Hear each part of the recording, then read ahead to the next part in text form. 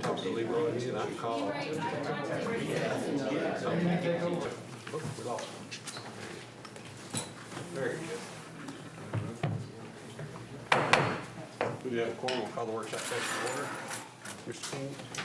Okay, we're going to talk a little bit more about chickens today. And the intent of this is twofold. One, to follow up from the retreat discussion, which was a very brief and abbreviated discussion back in February. And y'all had asked us to take a look at some other ordinances and then bring back some ideas and recommendations. And so that's the other part of this. The second part is to really kind of give you, as best we can, an objective review of the available information. You'll hear from proponents, and they have their points of view, and you'll hear from opponents, and they have their points of view. And we tried to balance that to some degree and make you aware of some of the issues that you probably need to at least think about dealing with if you're going to open the ordinance up to or loosen it up a little bit for possession of some chickens in an urbanized area. So with that, let me do a little history lesson from the city management point of view. Next slide.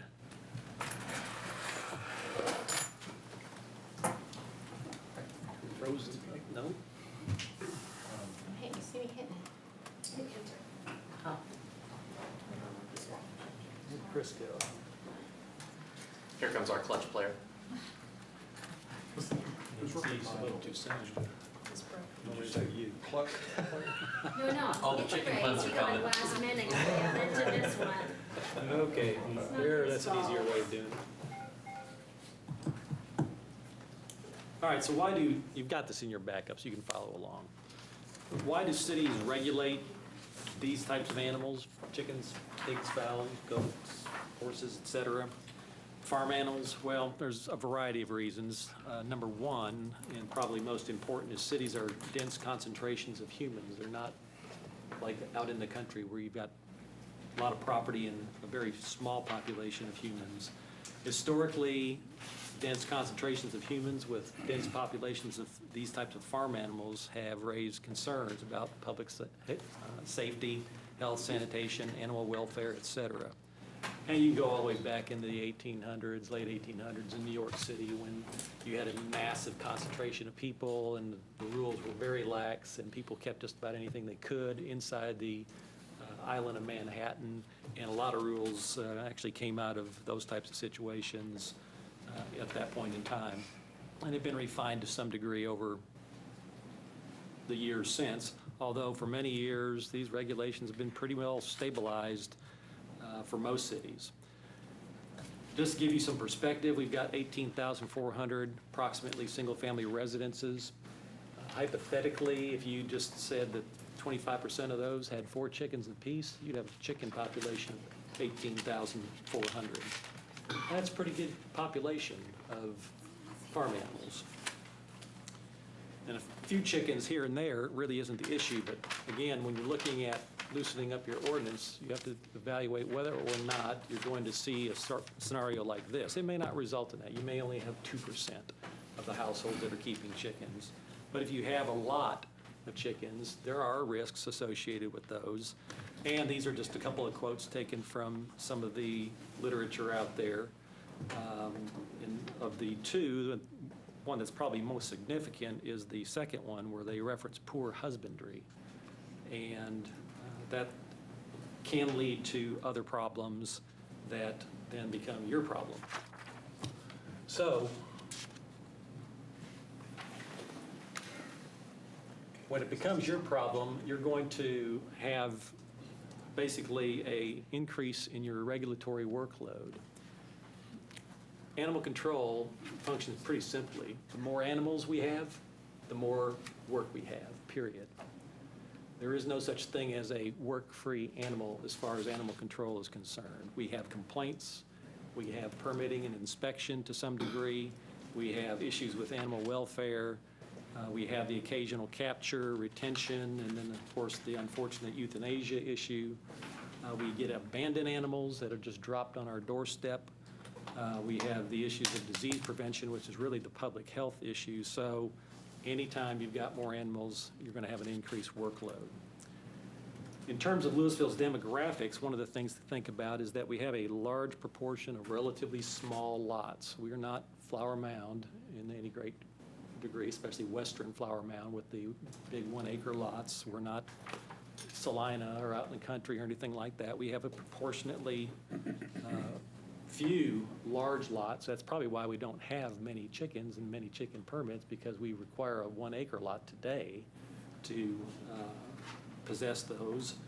And so when you're thinking about small lots, then you have to worry about how much space you have for this type of thing and how much space there is for everything else that everybody wants to do in those small lots. We have, as you know, significant existing issues in the area of nuisance codes, animal codes, and building codes compliance. We have allocated resources to that activity from the Crime Control District, and you know what types of issues they deal with on a day-to-day basis. So those are just kind of the realities on the ground today. We also have demographic characteristics in terms of income level and the types of, let's put it this way, the types of folks that might be interested in keeping chickens are a little bit maybe on the higher side here than they might be in some other community. I'll just use the income example. In Highland Park, there's probably not a whole lot of chicken owners. Here, there might be more chicken owners. You haven't seen Paris Hilton, have you? No, I haven't. Hauling around her little pet chicken.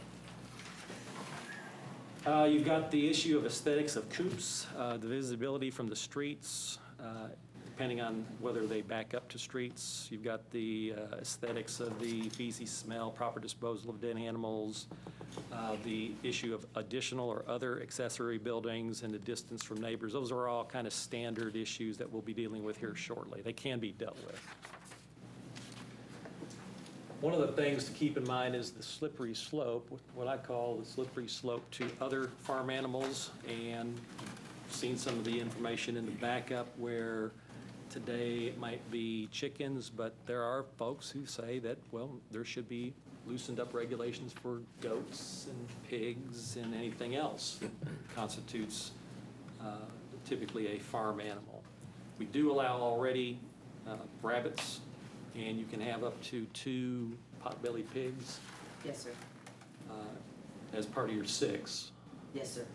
So you can get into a slippery slope where you start having some of these other critters on site as well. I mentioned the issue of on-site slaughter. That could be a problem because, again, residential property is really not designed for on-site slaughtering, at least not on any kind of significant scale. If you can limit it to the kitchen area or something like that, it might be a little bit different, but typically the slaughter has to occur outside, and that's a little bit different in an urbanized area. The breeding for sale of eggs and meat or the giveaway of eggs and meat is one of those public health issues that you need to be aware of. And as is the evolution of disease over time in the event that you have increases in population and breeding increases in frequency. One thing to keep in mind there as far as the breeding is the issue of animal mills. We recently passed an ordinance that basically said you can't sell dogs or cats on the side of the road. The animal mills in East Texas are undergoing increasing scrutiny, and we don't want to basically encourage that type of operation, certainly not inside the city limits, but also outside the city limits. And maybe the most important thing to think about is this last one, is that not everyone is going to comply with every ordinance you have, as you know, and not everyone's going to be a good steward of the animals. So you have to kind of keep in mind that the possibility is that there will be some that do a great job, and there will be some who just do a horrible job and could become a problem for us. So what's the current definition of fowl, and how does it apply to our current code of ordinances? We'll go over that and the restrictions, the setbacks, enclosures, et cetera, and some brief information on ordinance surveys in other cities. Fowl is an agricultural animal. It's very common for cities to have definitions like this. It's a species of feathered animal normally suited for, kept and used on a farm, ranch, or similar setting for agricultural purposes such as food or food production, animal husbandry, and production of fiber, clothing, material, commerce, other similar purpose. And of course, that's partly what some folks are interested in doing on site for themselves, and the reason for the interest in opening up the ordinance. Fowl is a big category. You got all these different types of critters in here that constitute fowl. By the way, chickens, there's lots of different types of chickens. There's different, I'm not sure what the technical term is, subspecies or whatever it is, but there's different breeds of chicken, much like there's different breeds of dogs.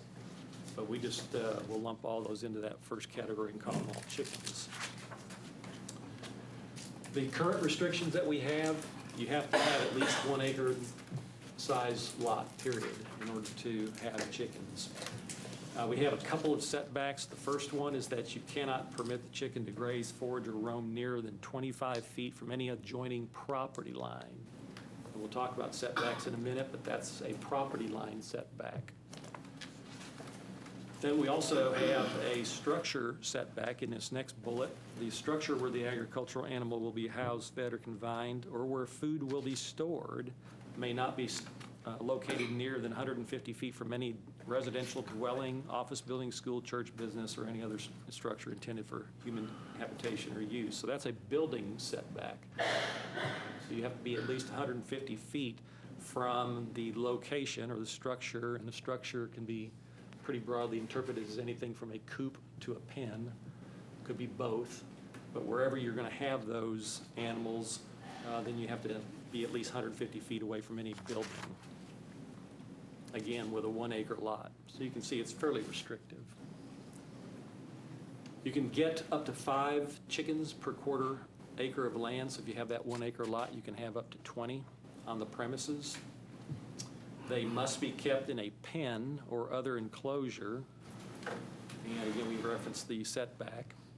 We'll talk about pens, enclosures, and coops here in a minute. The pen or enclosure must provide at least 100 square feet of exercise area for each bird kept. And the idea there is to give the birds enough free space to not be literally cooped up like they are on the commercial farms, never seeing the light of day. The birds are healthier, they behave better when they have a little bit of room to roam and interact normally. Obviously, roosters are not allowed within 1,500 feet of the same structure. Now, again, that's assuming that you have a 1 acre lot, so technically they are allowed as long as you can keep the setbacks. And finally, there's a permit requirement. All right, we'll talk a little bit about setbacks. We mentioned that you have a couple different types of setbacks. The first one is a line in which a building must be set back from the property line, or a street right-of-way line, or an easement, or it could be also a setback from another building. So there's where you measure from and what you're measuring from makes a difference here. In Louisville, a lot of lots have alleys, and so the property line is actually a right-of-way line. And then you'll have the right-of-way of the alley, and then another property line on the other side. So there's a little bit more space in the backyards of many locations in Louisville, unlike some communities where the back property line is the same for both property owners. So because of and we don't have alleys everywhere, but where we do have alleys, you get a little bit more space in that back area. Enclosures means a lot of things. We're going to generally talk about an enclosure as a pen or a fenced-in area, and this is Frisco's definition. A fenced area behind the front building line or inside of a structure that's capable of preventing the escape or release of an animal and secured to keep the animal from getting out in some fashion. Pretty pretty basic description.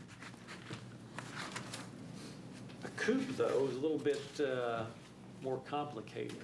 So we've got a little picture here of a fairly nicely done chicken coop. It has an enclosure attached to it. The enclosure is made of, looks like chicken wire and 2x4s, and it's painted, and comprises 3 of the 4 walls of the area that's keeping the birds from getting out. The 4th wall, of course, is the coop itself. Now, the problem is in defining what a coop is. It can look like this, or I got one down in the basement you can take a look at. It doesn't look anything like this. It's basically just a series of compartments stuck on top of a couple of 2x4s with some plastic netting over the front door of it. And this looks, I think everybody would agree, fairly nice and contained and quaint. The one downstairs is a little bit different. So what you have in terms of a definition of a coop will make a significant difference. The survey cities, you can look through here. I've got the ordinances here if you want to look at them in detail, but I can tell you right now that there is no one good way of doing this or one best way. It's all over the board. And that's largely because I think each community looks at it given the characteristics that they have individually and the circumstances that they're dealing with, and they just try to do the best they can to make a fit for their own community. So you'll see 4, 8, 10 fowl, half acre or less, half acre or more, up to 1 acre, setbacks all over the board. Permits sometimes required, sometimes not. My general impression is that you have to kind of make it what you think you're comfortable with without worrying too much about what other cities are doing. So with that, I want to talk a little bit about some of the specifics I think you need to be addressing within any kind of a modification to our ordinance. First, the type of lot. We're recommending that you stick to single-family detached only, no multifamily, estate townhouse, DU, commercial, or attached housing. That's primarily to get a large enough lot, to have a large enough backyard, to have the space necessary to raise chickens and anything else you have, if you have a couple pigs, et cetera, or a pool or whatever else you've got in your backyard. The size lot, R75, same reason, and above. That would eliminate R6, R5, all the townhouse type lots. In terms of accessory buildings, if you have a coop requirement, or if you allow a coop, you can actually not allow coops, although I don't know what the reason for that might be. Coops are typically what you need in order to have the chickens laying eggs, and that's one of the presumed reasons for having them in the first place. And you might require a coop because of the animal welfare reasons, keeping the birds out of harm's way in weather or when there's predators or anything like that around. So regardless of whether it's required or allowed, we feel like you should count that toward the maximum allowances in the accessory building ordinance that we just passed. And when we're talking about coops, we're thinking more about the picture, not the thing that's downstairs. So that looks more like a shed or a accessory building or the type of thing that you might store your tools in. And so we dealt with that earlier in the year, if you'll recall, and our requirement is that for anything less than 7,500 square feet, you can only really have one building, one accessory building, and it has to be 250 feet or less square feet in size. So if you had a coop, then that would count as your accessory building. If you have a storage shed, then you couldn't have a coop. You could combine these things. You could have a storage shed and a coop. You could have a wall down the middle or something like that, but it would only be one building that you'd be allowed if you're less than 7,500 square feet. Well, of course, going back up, we're recommending that we don't do anything less than 7,500 square feet. So anything above 7,500 square feet, you can have 2 buildings, up to 500 feet aggregate square footage, which would allow a separate coop and a separate storage building. Again, the coop, we think that you probably need to require that, have some sort of a requirement. Of course, that then begs the question, what then constitutes a coop and what type of material should a coop be built out of, which is that last bullet point down here. We recommend that the pen be at least 10 by 10, with or without the coop, keeps the animals from wandering the yard and encroaching on any setbacks that you establish. And as shown in the photograph, the coop could be actually part of the pen. We recommend that you probably stick with that same size as a maximum. We're not sure that you want to allow a 30 by 30 pen in a backyard. Partly because it might encourage additional animals, and partly because it's probably just not needed or necessary. But that's an option for you. The coop and pen material requirements, we're really concerned about this one, again, because of the nuisance issues that we deal with. We frequently have problems with people constructing accessory buildings out of everything and anything, salvaging buildings, salvaging materials, and you can get some really cobbled together structures very quickly. And the concern here is with chickens, they might not want to spend a whole lot of money for a shelter, and you might wind up with some similarly cobbled together buildings. Is that what you want to have?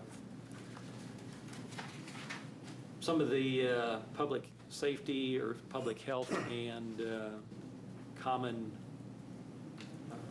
nuisance issues, no slaughtering on site. We just don't think that's appropriate for the purposes that are typically described, which is the raising of chickens for eggs. No roosters. That one's actually, I think, one that's fairly common and agreed upon with everybody. No sale or other distribution of eggs or meat to persons other than inhabitants. Prevent the sale. Again, people trying to do it for profit, people trying to do it for other folks, and again, trying to stretch the limits of the ordinance. No sale of chicks or adults.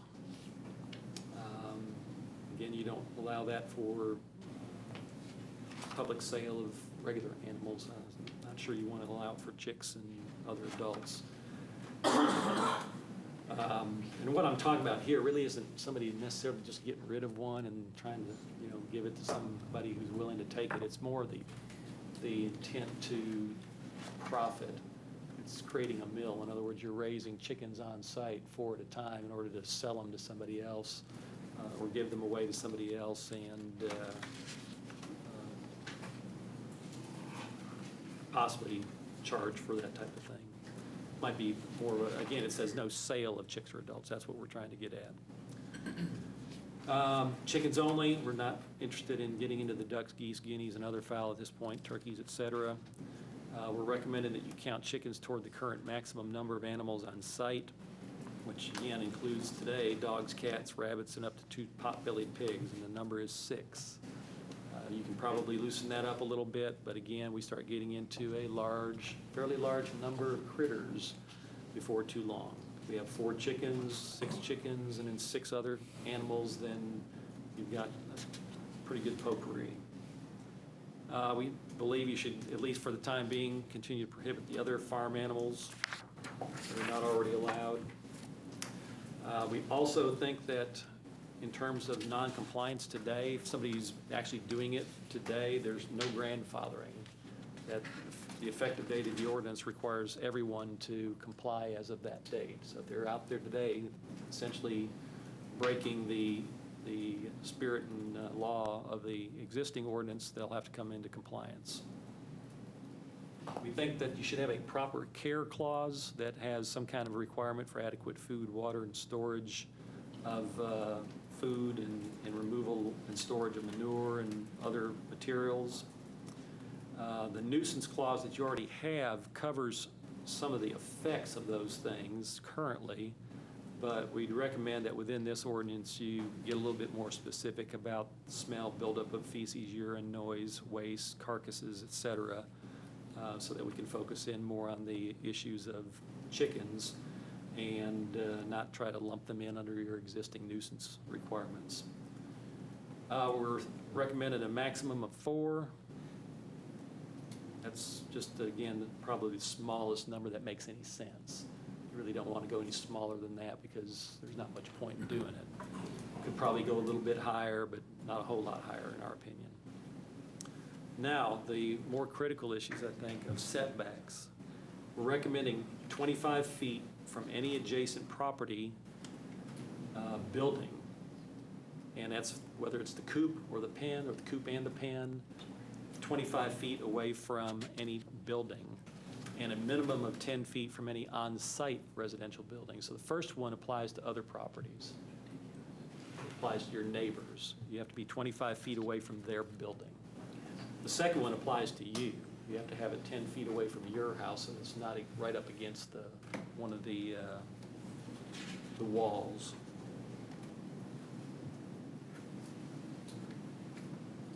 The next thing, other non-permitted structures, this is kind of a throw-in. We felt like that if we're going to get into this, we need to make sure that there's not other non-permitted structures on the site.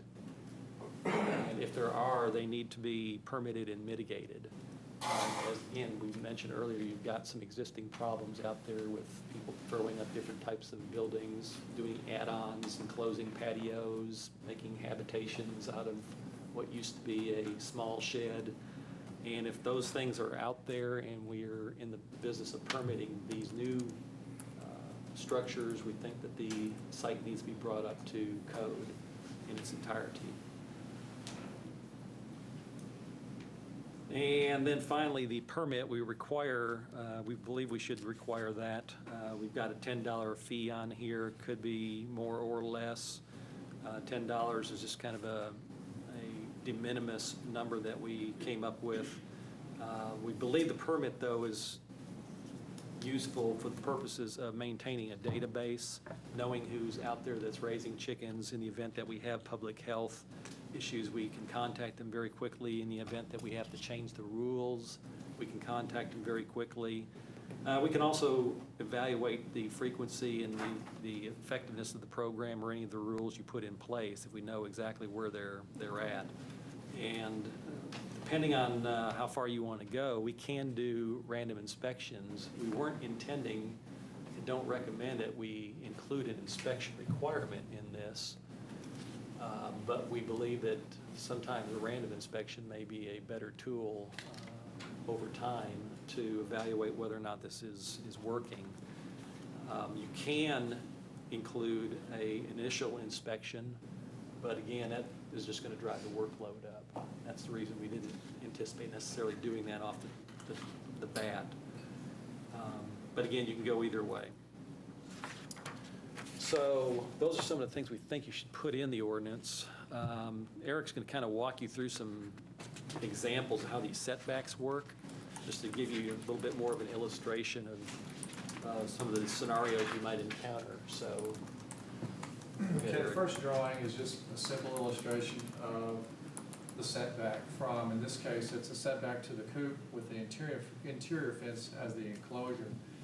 You can see that on the green line, that would be the property line. This is a typical house with a typical backyard fence, and a lot of the times they have a 5-foot utility easement. So you would have a coop, a 10 by 10 coop, like the red building in your drawings, with a fenced yard around it. So it simply shows the 25-foot setback from the enclosure or the yard fence to the adjacent house. So that just clarifies how that would work with a coop plus a yard fence. The next would show a situation that would not be allowed in the ordinance, that they had a coop, but they wanted the chickens to roam on the entire area of the backyard. In other words, Chief Curbo's chickens would be 7.5 feet from Claude's bedroom wall here. So this, under this scenario, this would not be allowed. I'm sorry, next slide. This would not be allowed where their backyard fence was their enclosure. Yes, we have a coop, but we allow them to roam. So it's 7.5 feet. This would not meet the 25-foot setback. But if they had a pen, it would be allowed?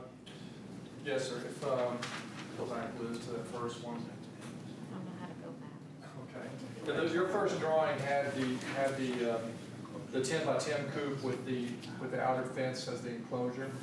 This would be a typical building. Let's say this is an enclosed building with some small doors. But this was the chicken wire fence that you saw in your drawing that Claude showed that had the open walls with the 2x4 corners.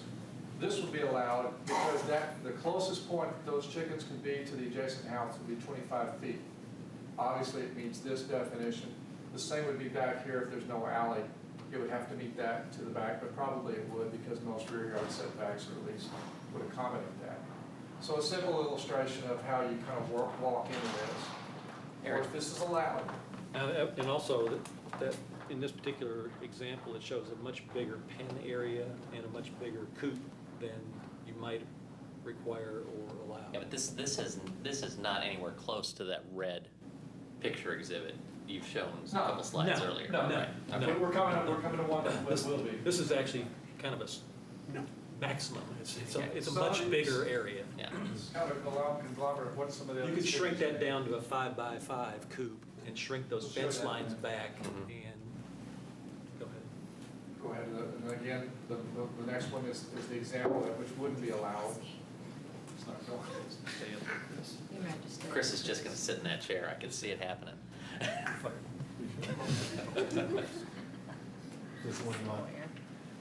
Okay, this is again not allowed because of the outer fence, just the building, so they roam, and our idea is not to let them roam. Okay, next one would be a situation that is allowed, and this one, Councilman Gilmore, would be comparable to a building with an attached smaller pen, Thanks, Mr. Ferris. closer to what the picture of the red one would be. The distance is from the pen, even though it may have one roof, and again, Claude told you that it could be cabinets with, you know, it could be a building with cabinets on it, it could be a building with a nice, similar, Table same with roof, crates. but an outdoor Nice. pen, but the 25-foot would apply here. And that's showing you a different scenario with that. Okay, let's go on to the next one. This is setback coop with a contained pen, but this lot size is 8,000 square feet. Okay, so what do we have here? This would be allowed because you have a 10 by 10 coop with a pen that's 25 feet from the adjacent properties. And since you're over 7,500 square feet on the accessory building ordinance, you're allowed, this 10 by 12 would be allowed because you're allowed 2 with an aggregate total not to exceed 250 square feet. Question, gee whiz, can we combine these two? Yes, you could under this scenario if you stay less than the 250. I'm sorry, I think I quoted that wrong. It's 500 at 75 and 100 and above, and 250 below.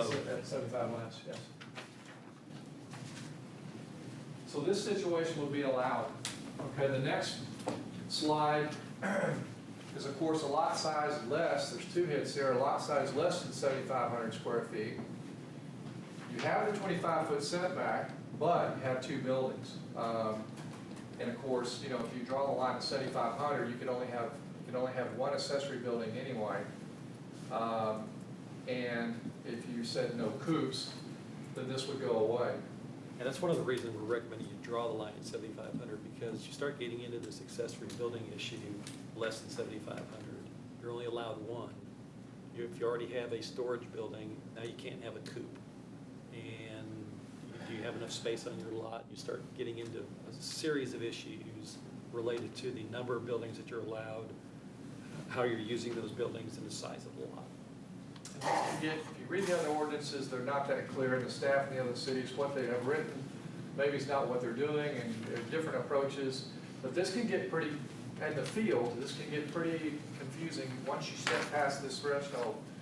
Gee whiz, can I have a cabinet up against my house, or in the garage, or in the house? Things of that nature. Can I have the coop inside my accessory building? Well, obviously, if you're, at the other slide, if you're at 8,000 square feet, the answer would be yes, so long as you're below the 500 square foot total and permitted, we recommend that if you go down this road, the exterior finished materials for the accessory buildings are pretty fair. They're pretty fair, depending upon the size, the number of, depending upon the square footage of the lot. So if you were to stick with that, it might make sense that the exterior finished materials such as, if you have a accessory building that's less than 120 square feet, any listed material with a painted or manufactured surface would work. That would eliminate Chief Tittle from making it out of cardboard, pallets, tires, whatever, and we see them from time to time. Well, he's in Highland Village, it's okay. Well, but if keep in mind anything over that is compatible with the primary structure, that makes sense, because this guy here, let's go back to the 8,000, Chris.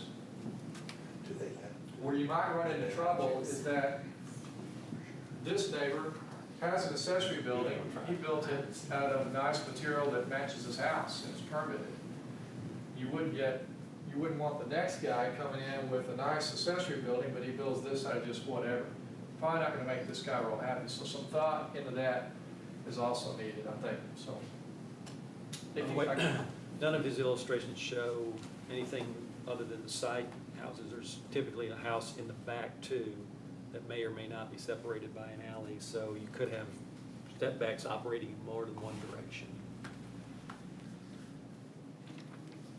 Claude, are all of our 7.5 zoned properties 7,500 square feet and above?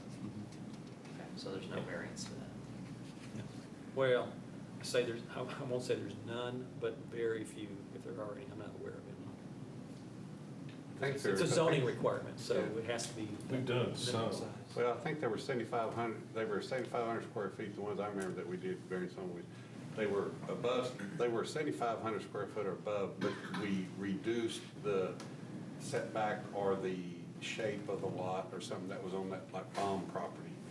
We required them to do, I think, 7,500 lots, but they had some pie-shaped areas, and so the front didn't have to be as wide as normal. They kind of did like that. There were some areas. So there's some variances on setbacks and whatnot, but the square footage I'm would not still Take be. a look. Typically, you don't issue variances to the zoning ordinance, so anything that relates to the size of the lot, setbacks of the lot, typically got to come in. It might be house size or something like that that might crop up. Okay. 9,000 versus what it was. We have some lots in the city that by definition don't meet the minimum standards, but they were annexed in that way or zoned that way.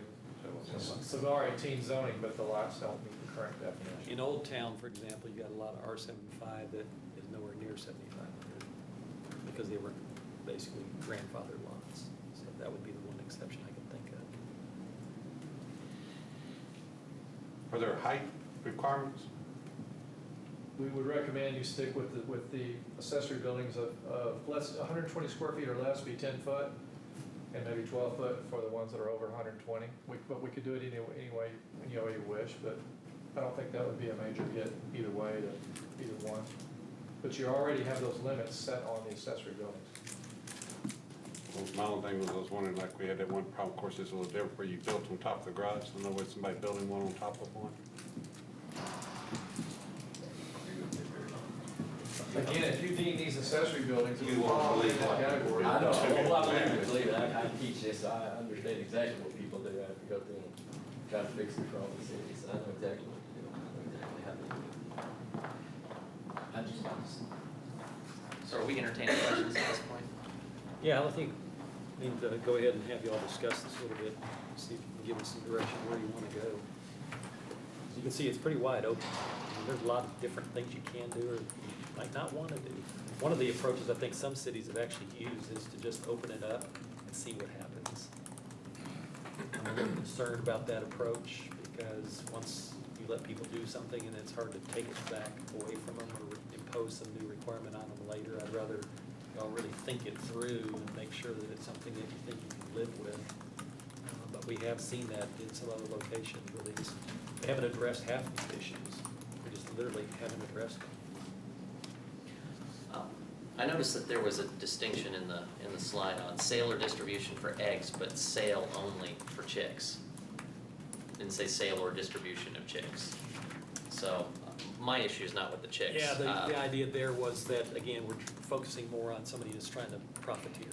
Okay. And if someone has some chickens and they just decided, this isn't working out for me, but TJ, I know, is interested in them, he can adopt them, then I can take them over to TJ. Well, I'm really more focused on the egg side of thing. If I wanted to handle a couple of eggs over to my neighbor, as long as I wasn't selling them, where's the issue there? The issue is, today it's one neighbor, tomorrow it's a whole bunch of neighbors, next thing you know, you got a much bigger operation, might be distributing for sale.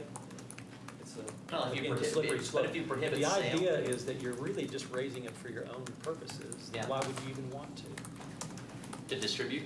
Yeah, why do you need to distribute? Why does Like, anybody need to yeah. distribute? I'm just Question that's right. wondering what, because there's language being used here, so I'm trying to make sure I know what the language is actually saying. If I handed a couple eggs, let's say I've got 4 chickens, and that 4 chickens, what, a dozen to 2 dozen eggs a week? Roughly, yeah, and plus our federal government regulates that, you don't get to just sell chickens and eggs, that's not the way it works in the government, so we don't get Right. to do that. But, Depends on a few sir, other sir, things. I have to ask you, this My is apologies. staff's discussion, so I'll have to ask you later. Sorry. Yeah, it's good. Yeah, my apologies. So I've got a chicken with 1 to 2 dozen of eggs, and okay, I eat a dozen and a half, but my neighbor, whatever. So I got 3 or 4 eggs, and I wanna hand them out to a neighbor. Is it all right for us to say you can't sell them, but I don't wanna get into you can't give them to your neighbor? When I'm going up and down the block handing out free eggs to people, because I got excess eggs, knocking on the door, here, have some eggs. And they say, let me give you a 6-pack of beer for that egg. Really? It's a good neighborhood. But the purpose there is to limit the distribution in the event that you have problems with that food stuff. If you have salmonella and you're distributing it to your one neighbor, then you've just exposed one neighbor.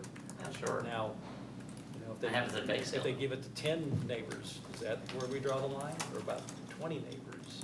Is that where you draw the line? So it's easier for us in terms of the recommendation to say, no distribution, keep it in the house for the consumption of the people on the premise. Yeah, yeah, you feed them the eggs. Yeah, you could have a, Listen, there's some eggs by the door if they walk out on the way out. I didn't distribute them. I mean, on Councilman Gilmore's point, I mean, aren't we kind of discussing something that's really very difficult to enforce? oh, it would be, I absolutely. mean, no matter what we rule Absolutely. here. Sale, distribution, who knows? Exactly, and I'm not sure that, That's Russ doing undercover We- work. yeah. I think that- There's a Two- word to all these investigations. Two of the things that kind of stood out for me was, or that I would like to see as part of the discussion, is I would like, and maybe it's in here, and it's not really worded where it stands out for me, is I would like to see some type of public education for the people that are gonna be doing this. And the reason I am kind of in support of that is because it's the health issue for me.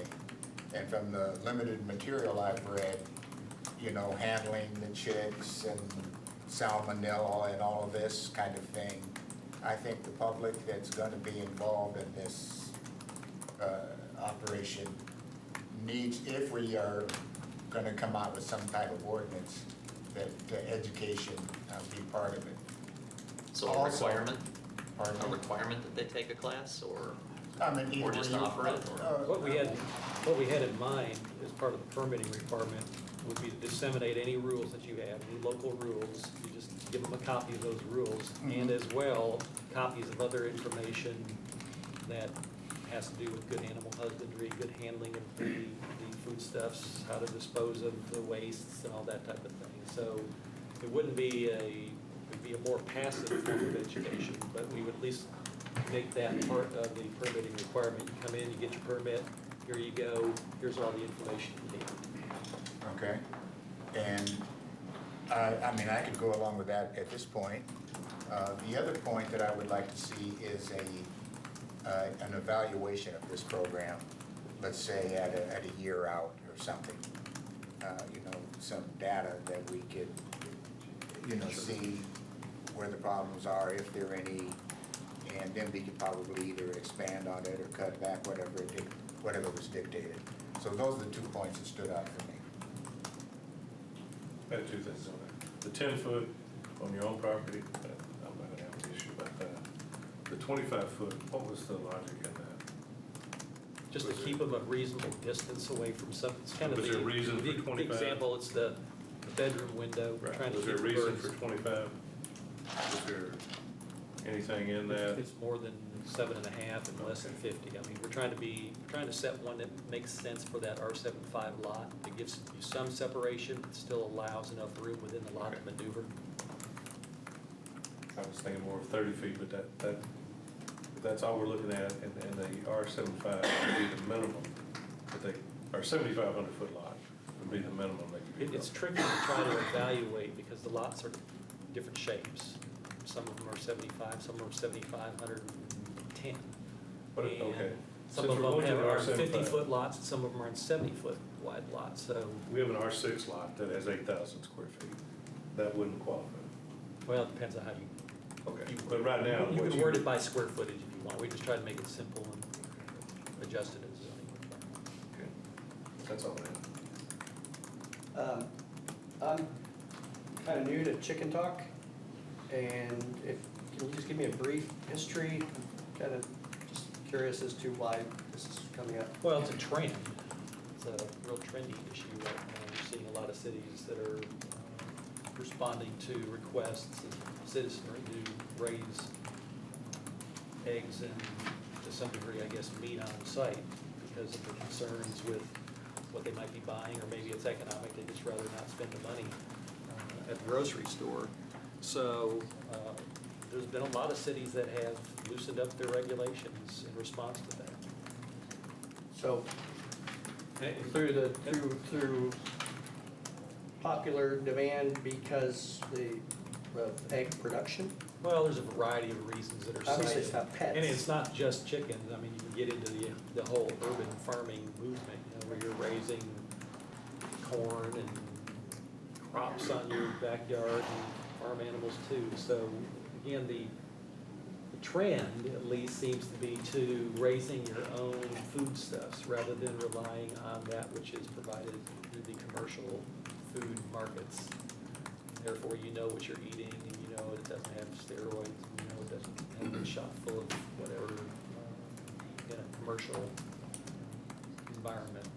So allowing people to do that is the trend that we're observing. But you don't really know. Pets. Because that one chicken was had to mentioned, come yeah. from somewhere. The Oh, yeah. beginning chicken. Oh, yeah. Probably never know, That's right. you just know once you got them.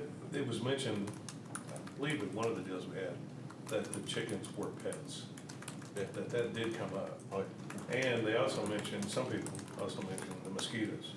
Some people will have them as pets, I'm sure. I mean, that's not the only reason food is the primary or usually cited reason, but some people just like to have them around, I guess. A couple cats or dogs. You may not even eat the eggs.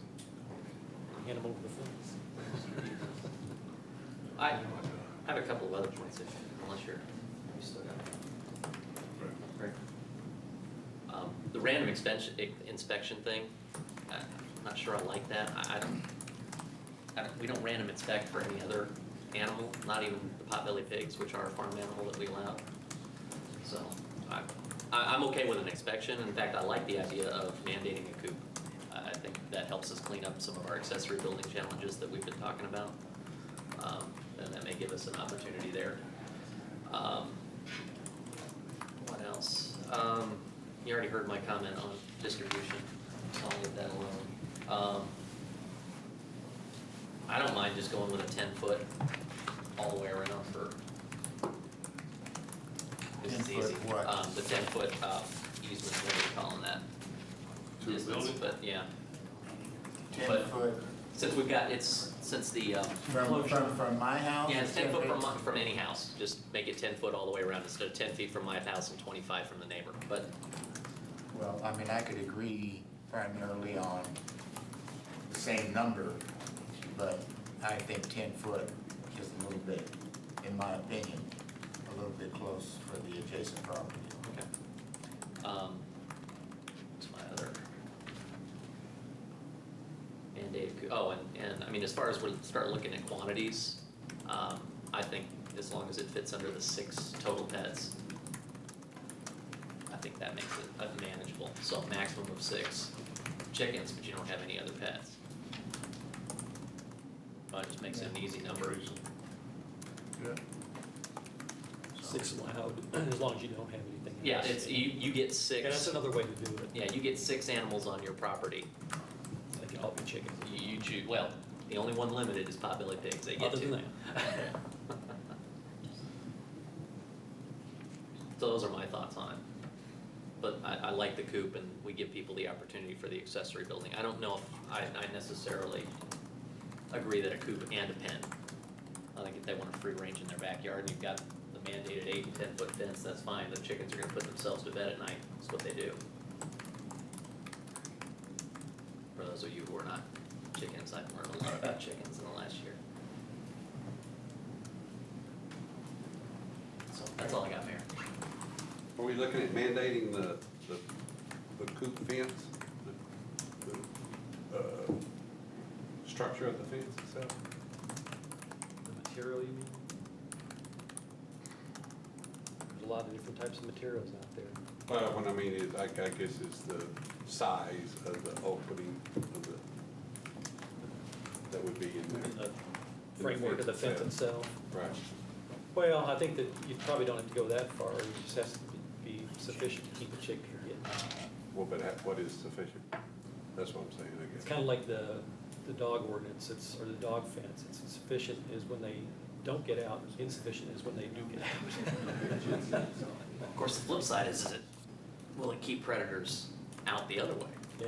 You know, Do it's we not- need to put it, and this sounds stupid, but I just see it happening. No, there's nothing that sounds stupid. I just see it happening. Are we gonna put something in ordinance about penalty for that, stealing somebody's chickens? Chicken thief? What do we have for dogs? Well, Well, you know we do with horse thieves around here. People more. Probably I know, already in a that's what I'm fence. saying, horse thief, we know what we do with horse thief. yeah, I'm sure it probably already falls under some sort of existing penal code That's why requirement. they know. Theft of property. Because to me, they're gonna be worth $3, but to somebody else, they might be worth a lot more than $3. Do you think that really needs to be in the ordinance, specifically dealing with chickens? That's why it might be stupid. No, I mean, I'm asking as well. I don't know. I think we need to handle it just like we would any other pet. Any of the thefts or Yeah. whatever. That's fine. And I'm good with the permit fee as a way, because if we do need to get information out, it's not egregious. I think the key ingredients here are the setbacks from the other buildings or property line. What you want to do there. And once you got that, then you can kind of go down the rest of the menu list.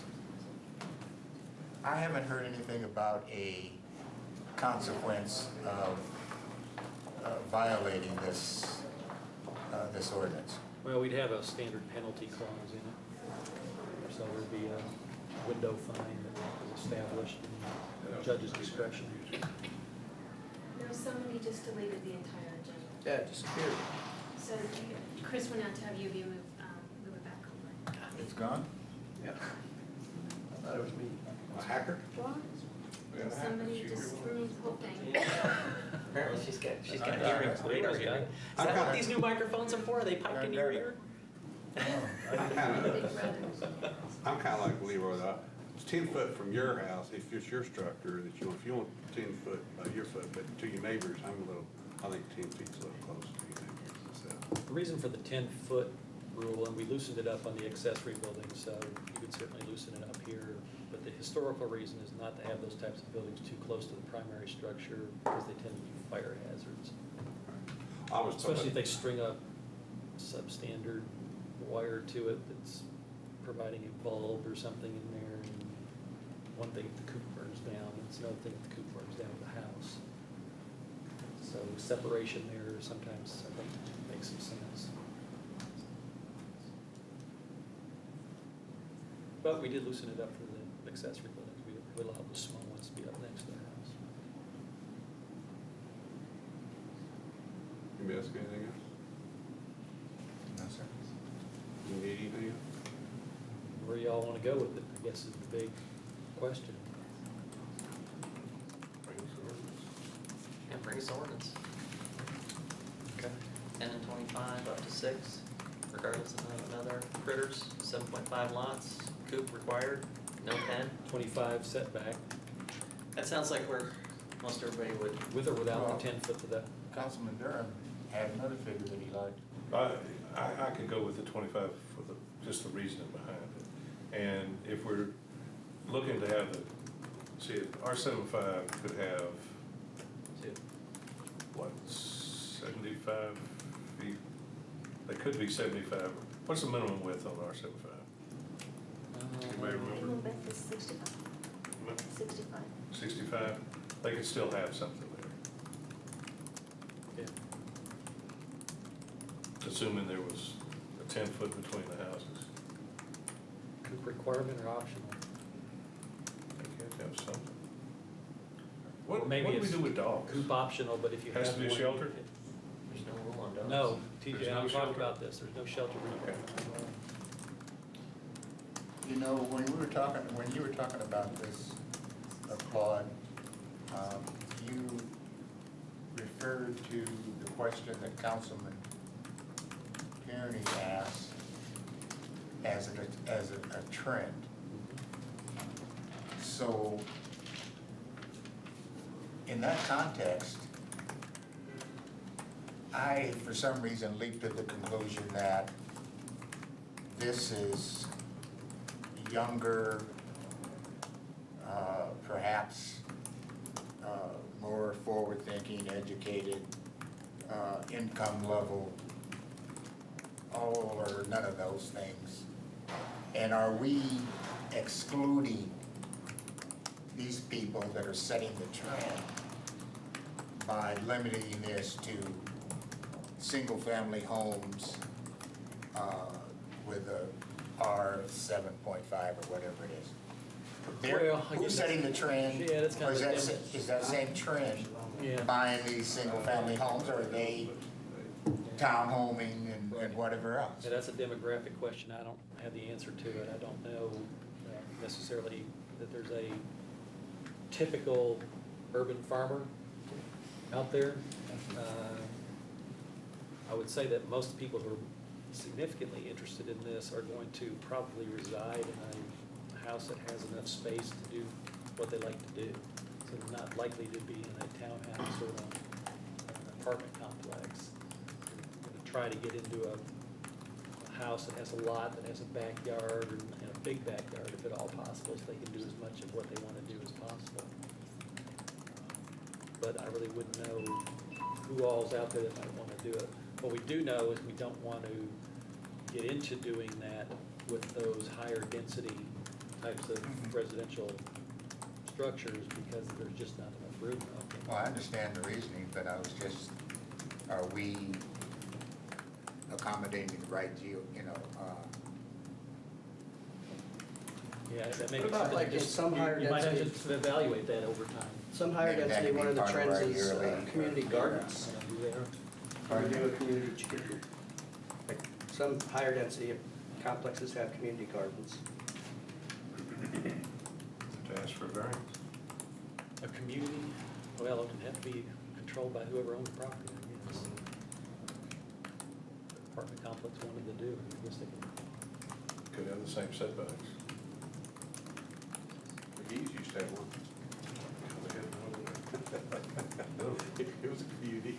Yeah, well, Community center. Yeah, well, that was my thought on the trend. Are we going towards a trend, or are we setting parameters that don't necessarily assist the trendsetter?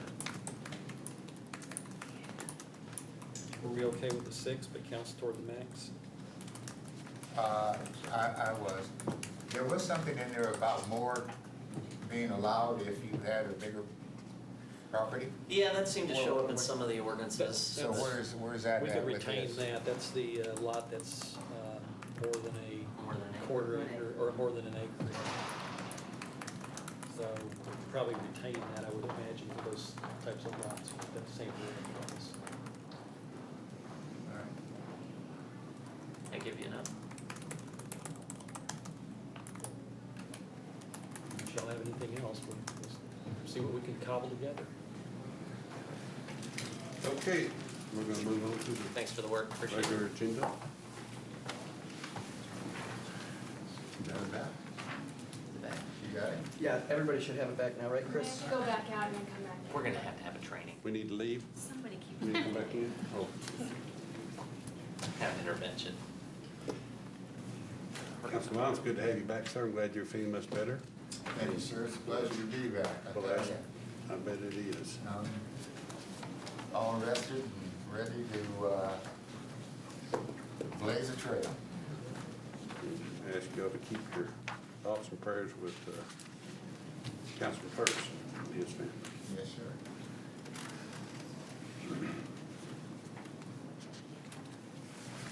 Okay. Item D is public hearing.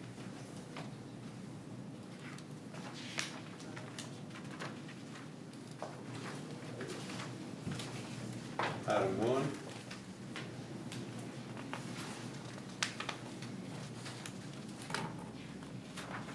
Item 2.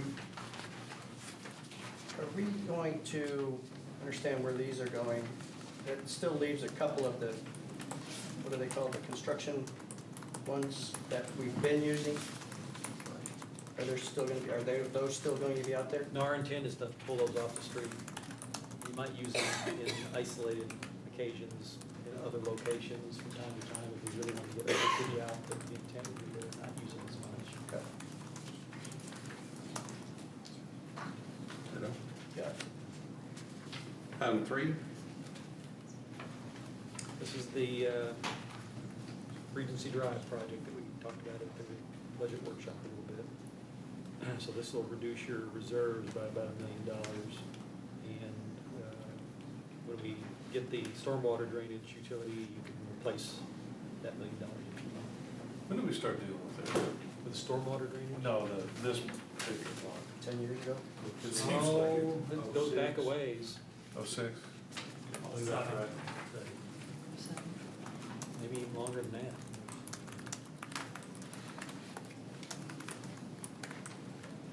Item 4. Did you have something to do on 3?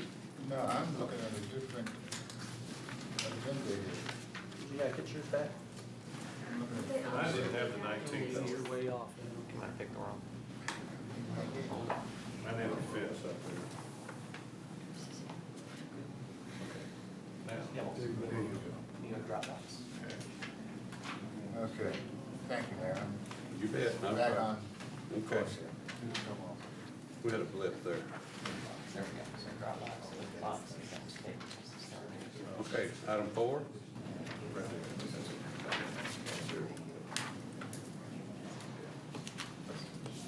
Item 5, we're going, excuse go me. ahead, I'm sorry, go ahead. Under item 4, what is 404 permitting? Do you want to explain 404? That's a federal requirement. I'll pass it to Jeff, these are, 404 basically is when you're filling property, floodplain, you must get a permit from the federal government and do that work, you must submit your engineering drawings, and that covers the drain, the storage of flowage and making sure you don't flood certain properties. It's permitting from the U.S. Army Corps of Engineers. They get jurisdiction over the waters of the U.S., which is typically high water marks of creeks, rivers, such, anything that, so as part of the project, our corporate drive will be crossing some of those jurisdictional waters. Okay. So we would have permitting, 4.4 is a reference to a government code. All right, thank you. Thank you, Mayor. You bet. Item 5 will be pulling from the consent agenda, and I'll be abstaining and turning it over, because I'm in the insurance business, and I'll turn that over to you, Mayor Pro Tem. On item 5, we'll be pulling that, when we return to that, you'll be conducting it. Any questions on 5? Item 6 will also pull from the consent agenda, and I will be abstaining for that and turning it over to you once again, because I'm in the insurance business. questions on 6?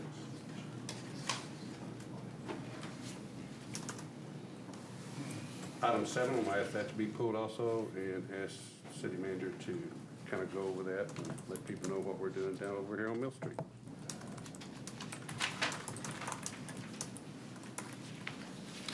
There is item 7. Yeah. I mean, it's being pulled, but can we discuss it? Yes, sir.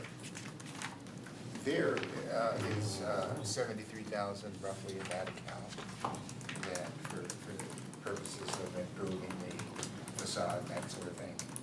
There's no time limit on that money having to be spent, right? Okay, then my next concern is, being the size of this request, I'm a little concerned that, I mean, and maybe nobody else is, why it's been stretched out over 3 years before it's completed. I mean, you know, I mean, we're talking about an accessory building, asphalt, and fascia or whatever.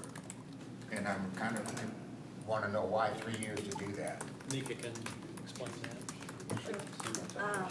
Much of it has to do with the Mill Street improvements.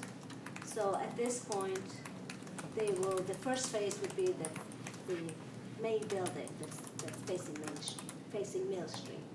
But then in order for the parking lot and other improvements to happen, it will tie into the Mill Street improvements, the project that we have. Because the parking may have to be reconfigured based on that project. And our project will not be completed in less than 3 years. Back up a minute, talk about the Mill Street project. Is the street enhancement project that we have the grant money from the COG for. And so we're gonna be doing enhancements to Mill and Main, by the way, Main east to Railroad Street. And basically, most of those are gonna be aesthetic in nature. But we're operating within the existing right-of-way. And what's in the right-of-way today isn't necessarily all public, so to speak. And this is a good example. The meat market has a parking lot in front that if you were to draw a line on the public right-of-way and not let them use that part of the property, it would be difficult for them to maneuver within that parking area. They're kind of using the state right-of-way for maneuvering. They're willing to adapt to that, and they're willing to adapt to our plans and modify things, but they don't want to do a lot of that work now, only to have us come back later on and tear everything up to do our improvements. So the idea is to wait until we do our improvements, and then they can modify their parking lot to accommodate the improvements that we put in. Well, isn't the parking lot request for parking at the rear of the building? Yes, because the front will go away. Yeah, the front would largely go away, but Okay, well, that kind of helps why it stretched out for 3 years. I mean, that was a request, and we just felt like it was reasonable, but if you wanted to require them to do it sooner, I'm sure. No, if it's tied into another project, Yeah, we just felt like there was no need to push them on that right now. no problem.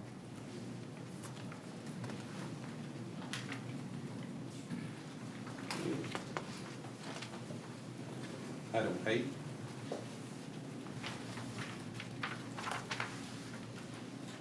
On item 8, there's no overtime for police and fire on this, is there? Well, Pardon me? We handle it with bond due. Okay. We'll have some overtime associated. this is part of the Western Day event, so the overtime that you have is really associated with everything that we're doing for the Western Day event. So we have public services staff, police staff, some degree fire staff, and they're all gonna be present and available during the event, and sometimes that's gonna roll into overtime. It's really better to do this all in one day, that way we don't have a second event later on, it costs us even more overtime. Okay. You better build in a lot of overtime, because I'm running this one. I don't think we can say that long. Whoa. That's all your time. Yeah. Item 8, excuse me, 9. We just did 8. Item 9. In item 9,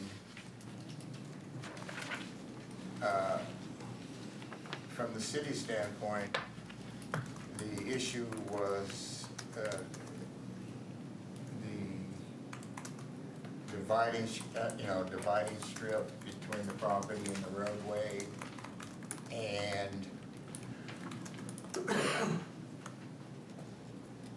I think internal parking. One of the issues that I think that is just as important is that the owner of the property and the development itself can't agree on water and sewer. But that doesn't seem to be important or as important to whether, the landscaping strips. Did anybody else read that way?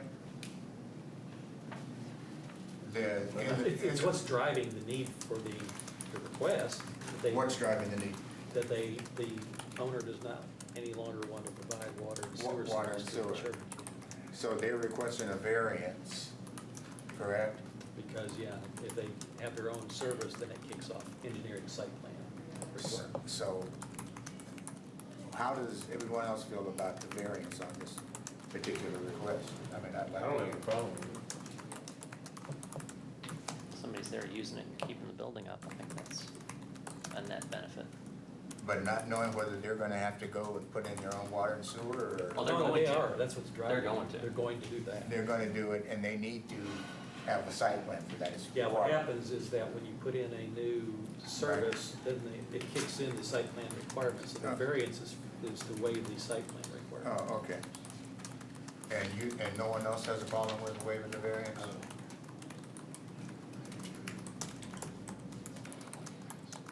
Okay, man, thank you. Yeah. Item 10.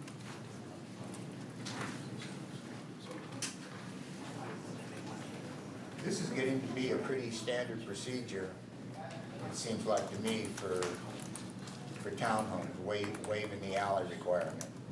I mean, I think there's at least 3 more referenced in some of this backup material here, that just waive the requirement. Is that something that we should be looking at and reevaluating, and not have to keep granting variances if it's a townhome? Just give them the alley, or what? We could, the You alley. have to change the ordinance. Yeah, you'd have to change the Well, ordinance. that's simple enough, it seems. For just townhomes, or do it also for Well, I single mean, it family? seems like townhomes, to me, are the ones that keep requesting it, and we keep granting it. Well, what they're doing, they're building a detached product. Yeah. In this So case, this is- the other one's an attached product. Right, but the ones, others have been detached, and we've talked about too. So they're sort of building, they're building under this smaller lots, but doing it detached. And if you look at some of the other neighborhoods, got the big houses with front entry garages, which is the whole concept of 30 years ago. You wanted alleys, so you didn't see all their junk in their garage. Well, there is one in the material that has an option. I mean, it's gonna be front entry and rear entry. I mean, to me, I think that's great, It depends on where you're at. where I'm at. Yeah, where the property is. Oh, well, as a development, it makes, it appeals to me. Right. Yeah, that one all kind of depends on the extent to which you really want alleys. And you have to bear in mind that what alleys do is they provide some aesthetic benefits. But they also provide a significant cost to the developer. And what's ironic about this discussion is that we've heard many times from developers that some of these extra costs, like alleys, have driven down the lot sizes in Louisville because they needed to get more lots squeezed in order to pay for the cost of development, which include alleys. Now you've got these real small lots and they're still asking for alley variances. So it's kind of the everlasting battle of developers want to minimize costs and maximize lot yield. What is the history on this alley That requirement? goes back into the. Anybody know anything about Yeah, this? that goes back into the Or reasoning? mid-eighties. And the reasoning was that council at that point in time didn't want to see people's junk in front of the house, and cars parked in front of the house. They wanted the cars in the back. There's a lot of lots that were developed in the 70s that had frontage and were some on the council that just didn't like the way it looked And yet we have street parking today. in some of those same locations.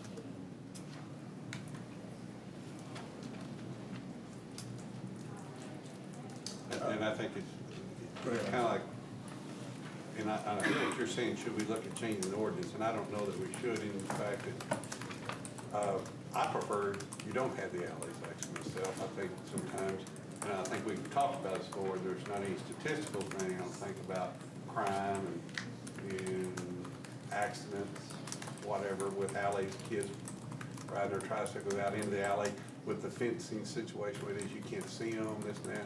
I know we get a lot of, I've heard of a lot of complaints of people speeding down through the alleys. We get that a lot, where when you don't have that, you don't, it eliminates that part because they're driving in front of the houses and stuff.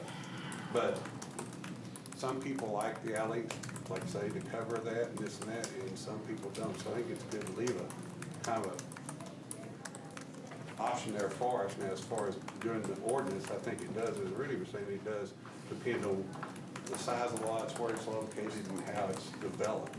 So I don't know if it'd be good to just, I don't know if you could design the ordinance where we just accommodate all the different things, or leave the ordinance is, and have them come to you for a variance, and then you look at it on a one-one case and see, well, this makes sense not to have the alleys, or no, we think this should require the alleys. But I don't think it sets a precedent, I guess. Is there a case that you can remember, or maybe Councilman Durham, where somebody with a townhome development requested the alley situation, no alley, and you turned it down?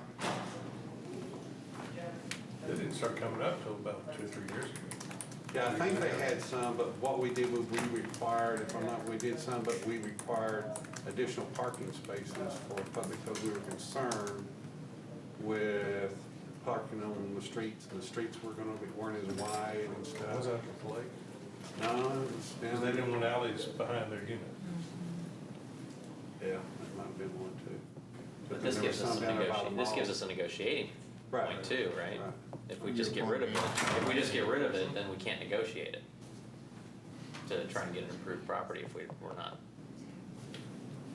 Is there any, if I remember right, there's not any really statistical difference between with alleys, without alleys, as far as crime and accidents and stuff? Not really, but the speeding is probably the chief thing that we do with alleys. The other thing is kind of the admin of the alley is that people get their garage doors up, and that counts as a burglary because you're attached garage, and we lose out from it with, the distance of a few feet would just make it a theft if you're outside the alley or outside the garage.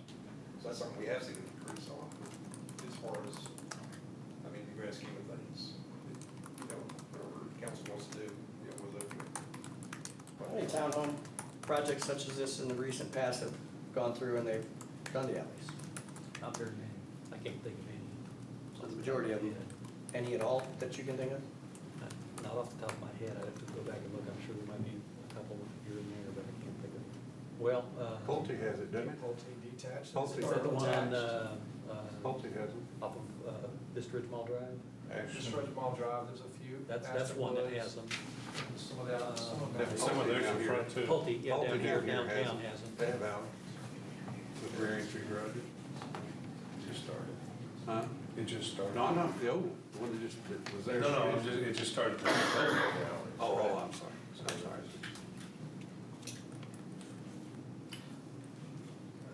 I mean, I see your point with the safety issue, but aesthetically, the reason why it was adopted in the first place is, I definitely agree with that. I think in this Councilman case, Mott's got a this is real the good one. point. If they keep going up, Goes we keep a little improving bit it. properties. I like having the In this case, I negotiations think there. this is the one where when Again, we zone the property, the builder, we could, or the property Break away owner, many- did they deed restrict? Parts of. So they had a ordinance higher, for they had a negotiated bigger house than was Sure. required And this one in the consistent state with- townhouse. And so the trade-off there is you're gonna be eating up more lot with a bigger house, and so you don't have as much room for the homes.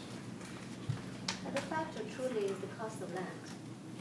It's basically these days, because of the increased cost of property, they want to utilize the property more for houses. And we're seeing larger houses on smaller lots, and primarily what Claude said, they want to reduce their costs in order to build that bigger house. Some of it has to do with the builder's requirement, depending on which builder is building in which subdivision. Some builders primarily have that product of rear entry garage. Some builders prefer to do more front entry. And in this particular subdivision, for instance, not only it has deed restrictions for larger houses, but also veneered doors, cedar veneered doors, garage doors, so they're not the real typical normal.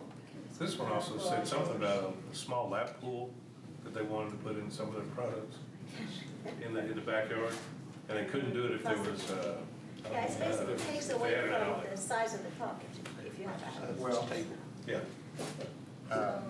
based on what Nika's saying in the price, and they want to get the most value, I don't see why we need to keep looking at these if no one's ever turned one down, and we could be moving on to something else. well, I thought this was, we've done, how many of these? The original intent, if I understood it correctly, was to hide the contents and. But I said, what we've done 6 of them already in the last few months, Okay, and it wasn't ever an issue. We just moved on, and it wasn't a problem, and we did it and went on. You know, keep in mind, so you're saying it some didn't of take much those, time? Right. some of those you may be thinking about are also out in Castle Hill, which is a little bit Yeah, different but story. there's still, and we still had to deal with them. Now, and these are, but you're saying it's an economic viewpoint, obviously, from the developer. Now, if we were to turn some of these down, would these projects go away? We'll have to reevaluate. I couldn't really say yes or no. Our experience has It's been great to that they would have- come back to you with a rezoning request for a smaller lot in a smaller house. Right. And that's my concern, I guess, is what, from what Nika said, is they're trying to build a larger house on a smaller lot. And people are going to that nowadays. I mean, it's not my preference, Which but a lot of people. maximizes their Right. revenues, obviously. So. And the value we would have. Correct. Right, so do we want to require, in certain instances, do we want to require the alley and then get a smaller product that's going to be less attractive to higher end user? Or do we want to accommodate those higher end users by, I mean, it's not just us, it's, you can look in Flower Mound has a lot of them, Highland Village has several of them. Most golf Plano. courses, if you have a golf course lot, you usually aren't gonna have an alley behind you. Right. You're Well, gonna be that's, looking onto the golf course. if you have an oceanfront lot, you're not gonna have an alley behind you. That's why you give a variance. That's what I'm getting at. Pick your trash up in the ocean. It All right, can go well, both ways. I mean, you could not require alleys, but is that gonna get you bigger lots? Maybe, maybe not. Well, let's move on, and then if we decide we want to look at changing this ordinance, we will. Okay, item 11, similar thing. What's a J-swing garage? That's when you just do a turn like that. It's a side entry garage. One of these The called door of the side garage is entry. here. That's a- Yeah, side entry. Here's your house. Here's your garage. And you swing in. Oh, okay. Item 12, This one is an attached product. It's a detached. This is that very small tract that we rezoned just recently. See, it's only 27 units. So this is a good example of where there's a pretty significant restriction on the size of the property.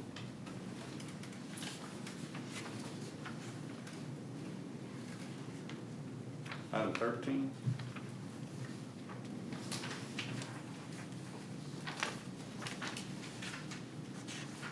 On this one, what is, realistically, what are our options?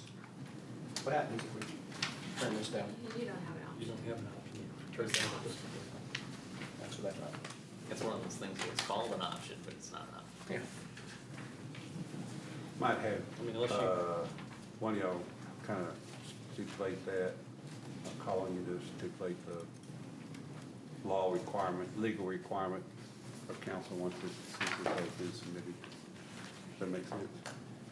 But seriously, say we go out there and we deny it, what happens? We just went against legal counsel. You just going against the law. So, You just broke state law. Yeah, you don't have a choice. So you're so why do we even have an option? Why do we have to go through the silliness of voting? We have to call the election. Yeah, the law requires you to call it. And that's, guess what I'm asking, is maybe have you stipulate that the law requires, once it's committed, that we do put it on an agenda Seems a little silly. and call the election.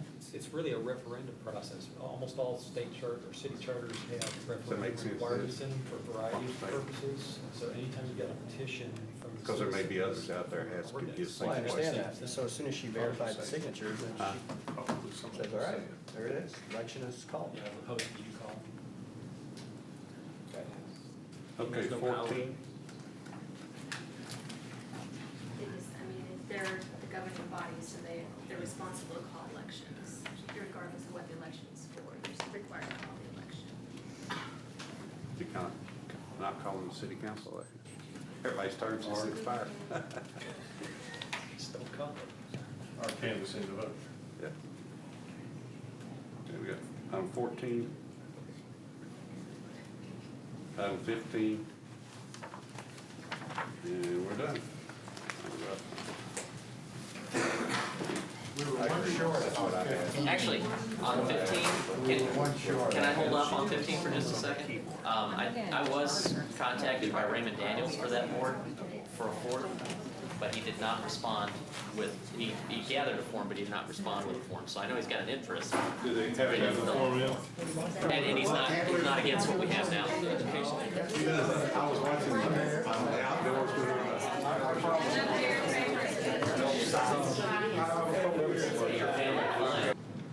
Yeah, that's no. It is 7 o'clock. We do have a quorum. We'll call the city council meeting to order. First item on the agenda is the invocation given by, invocation given by Councilman Tierney, and then the pledge to both the American and Texas flag is going to actually be led by Troop 226. Please rise. Join me in a moment of silence.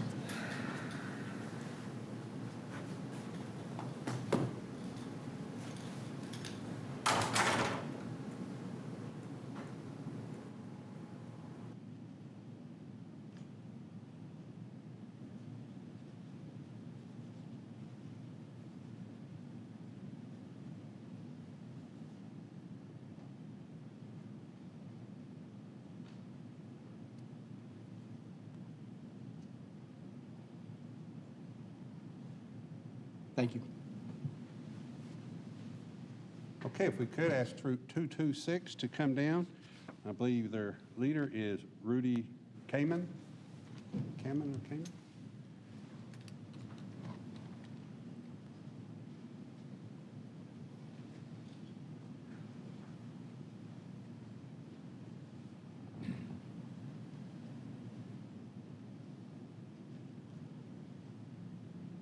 Can you tell us a little bit about your troop and where you're located out of? Who would like to speak? We're Troop 226 based out of the colony, and we are working on a citizenship and community requirement. There is one gentleman from Troop 753 out of what town, sir? We're certainly glad to have each and every one of you here. We appreciate what you do, the community, and the way you stand up as a role model for others. We thank you very much, and we thank you for coming forward and lead us into our pledge allegiance to both American and Texas flags today.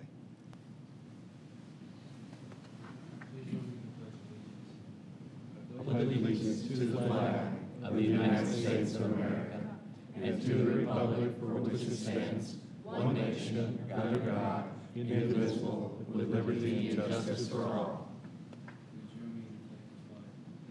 Honor the Texas flag. I pledge allegiance to you, Texas, one state, under God, one and indivisible. Thank you very much. We appreciate you. Let's give them a nice round of applause.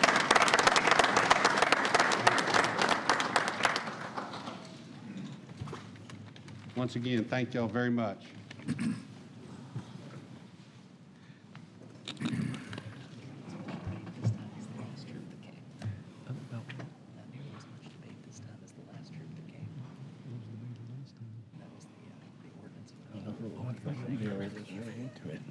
Yeah. Yeah. CBS conversation, which was really good. Yeah, they did.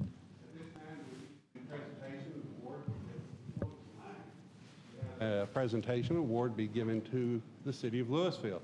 So I'm going to ask if I could have Tracy Black and Romero Espinoza, if y'all would both come up, please. Nice to meet you. Nice to meet you, sir. Good to see you again, sir. This is my. Still not working well, isn't it? And Chuck Benash.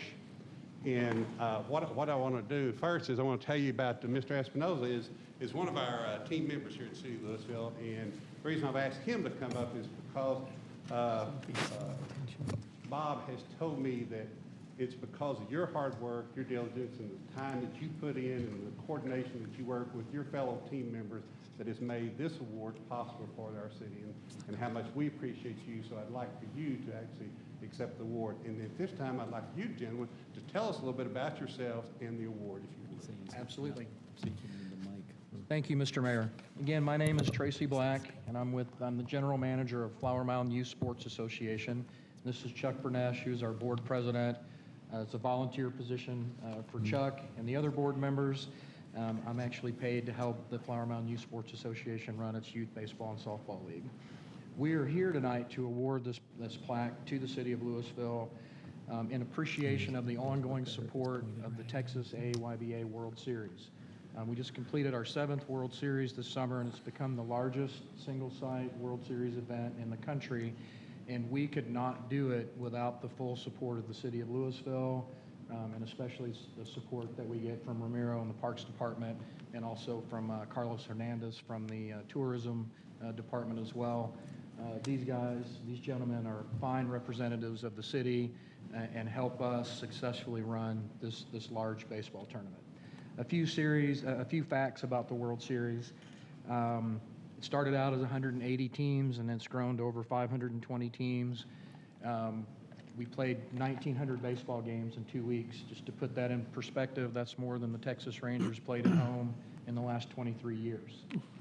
So just imagine the logistics and the field changes and all the work these guys had to do to support that. We are grateful to the city of Louisville, especially to Ramiro and to Carlos. We're still finalizing all of our numbers, but we believe we've put somewhere around 2,300 hotel room nights in the city of Louisville. And it's unique to our World Series as we are sought out by local businesses. They come and find me, and they say, what is going on? And that experience this year came from the Buffalo Wild Wings establishment. They actually sent representatives out to say, what is going on? We have so many teams saying we're playing in this big tournament. And so we have great relationships with your local businesses as well, and they support our efforts in the end. And it is a win-win-win situation, and we thought it was probably about time that we publicly acknowledged the city and all the hard work that you guys do, behind the scenes. So Chuck, I'll let you present that on behalf of our board to Ramiro, and share it with Carlos. Ramiro, and just real quick,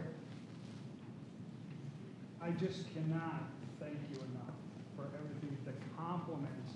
And these guys, these teams come from Nebraska, California. I mean, they come from all over the place. And for them to say, these are the best fields we've ever played on, not only that, with as many games as you do, it's unbelievable what you do on those fields. So I just, thank you is really not enough.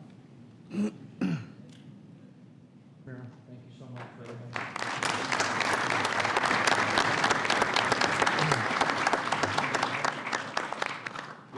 I want to second that, and I want to thank you, gentlemen, for coming tonight and recognizing Mr. Espinoza on this, and who else was helping on? Carlos is helping on it. He isn't here tonight, but we want to thank you for coming, and I want you to know that I asked Mr. Monahan, our Director of Park and Rec, to come up and set the order. He said, it's not really me that does all the work, it's Romero that does it. So we want to say thank you, and once again, we appreciate all of you very much. Yes, sir. Thank you. Yeah,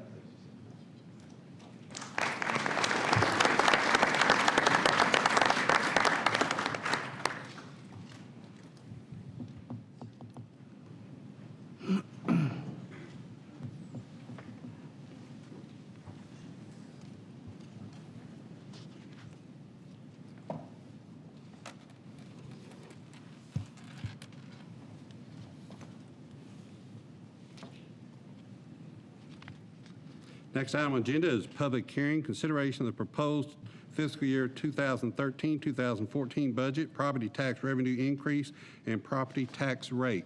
In accordance with the city charter and state law, a public hearing is being held on the proposed fiscal year 2013-2014 budget, property tax revenue increased, and proposed property tax rate to provide an opportunity to our citizen comment. The proposed fiscal year 2013-2014 property tax rate is the same rate as the current tax rate.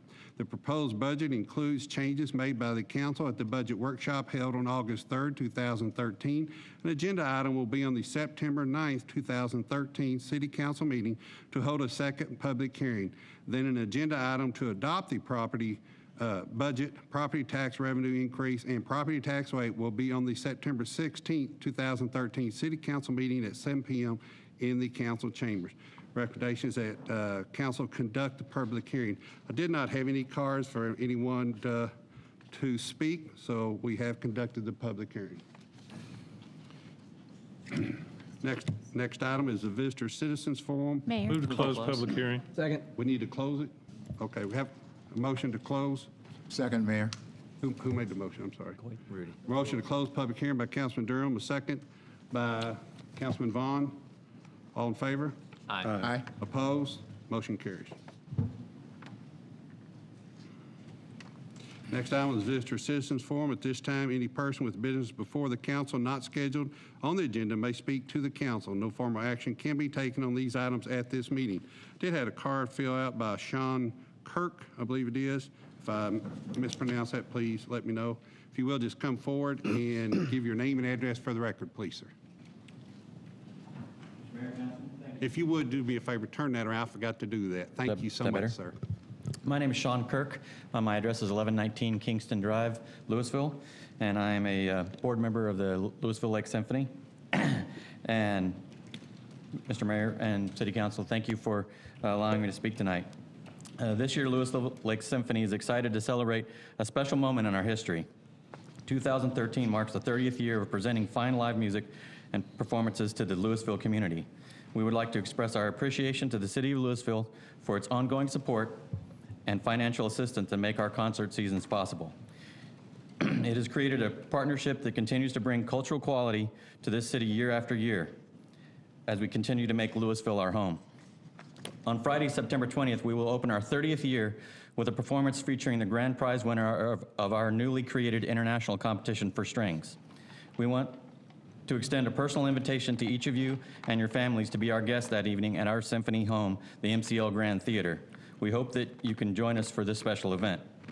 In conjunction with the concert, we are hoping to have a reception for our audience to include strings competition prize winner Mr. Heron Yang, along with Maestro Adrian Ming and members of our orchestra to celebrate our 30th year. We would like to host this at the MCL Grand, but have a special request for council.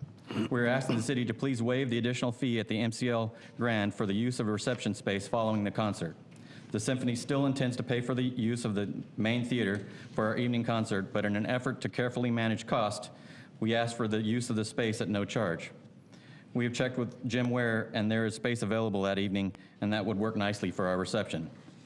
We understand that you can't take action on this tonight and request that you put this on the agenda item to be considered at the September 2nd council meeting in time for us to confirm our plans. We request that you give this due consideration. Help us make September 20th an evening to remember, sharing great music with the Louisville community. Thank you for your time, and on behalf of the Louisville Lake Symphony Board, we thank you for your continued support. Well, thank you, sir. We appreciate what y'all do for the community, not only here in Louisville, but the entire surrounding community and all the work and effort that y'all put forward. And someone from staff will be getting in contact. Thank you very much. Thank you, sir.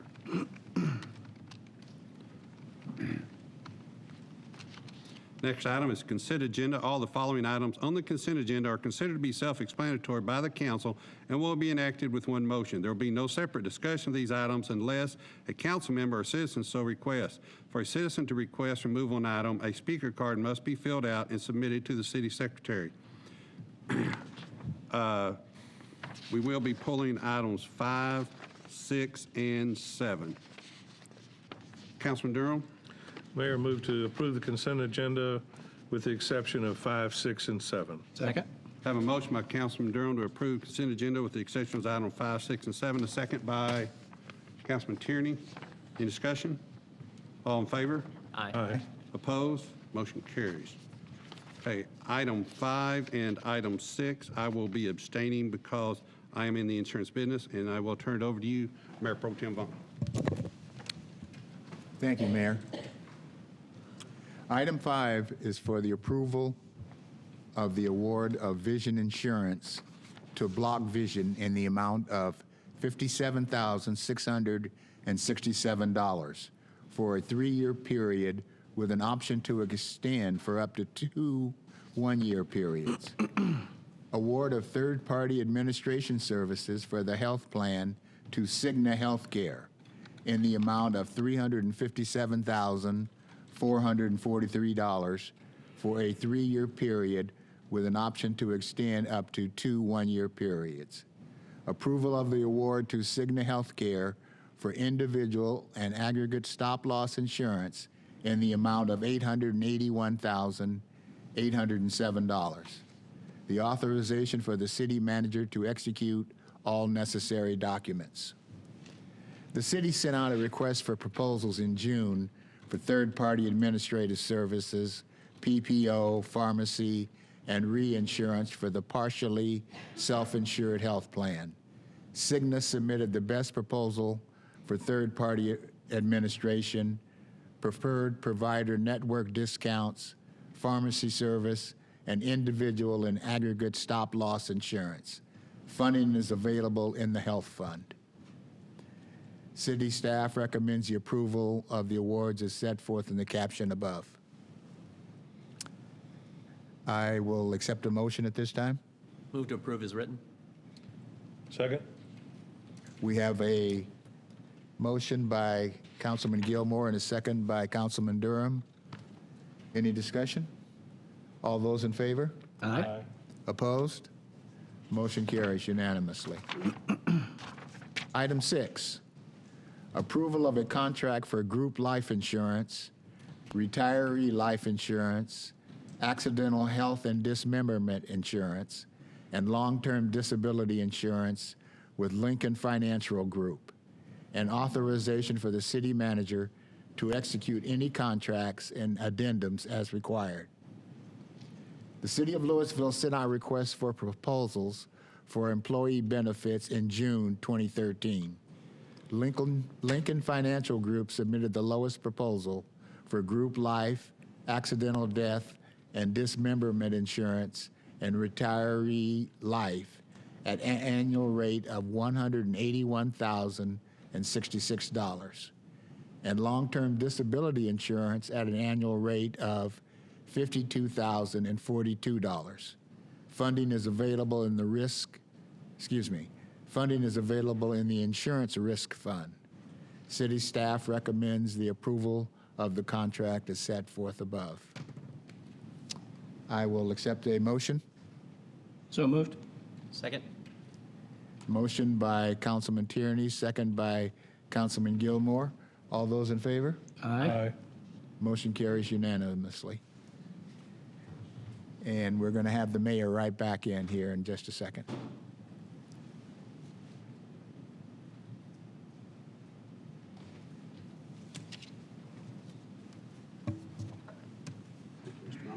My pleasure, sir.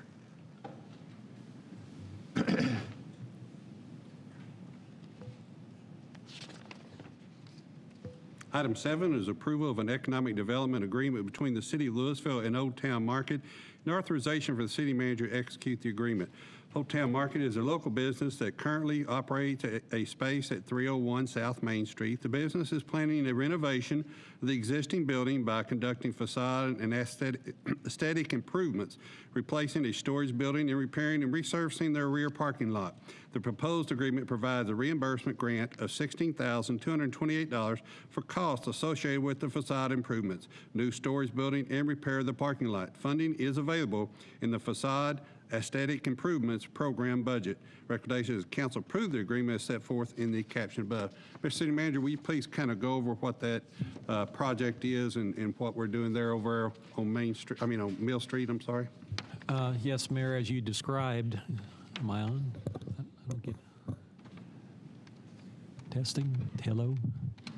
Okay, It's not working real well. yeah, I didn't typically hear.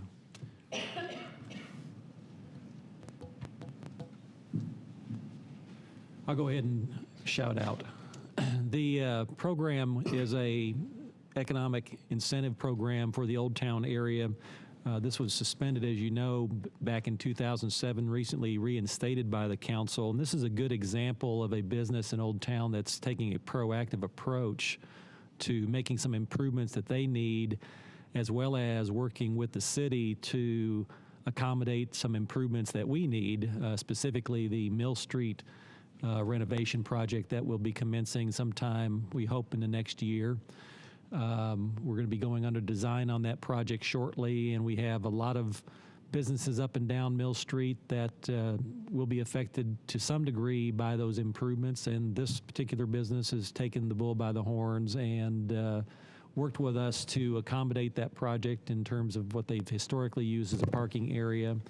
And so we're helping them with the renovation of their parking area in the back so that they don't have to park as much in the front anymore, and as well accommodating their aesthetic improvements, which will be very important to the corridor, especially once we spend money on aesthetic improvements ourselves. So they're one of numerous businesses out there, and I would certainly encourage any other businesses on the Mill Street corridor to take a look at this program. There's limited funding available, and we're handling these on a case-by-case basis.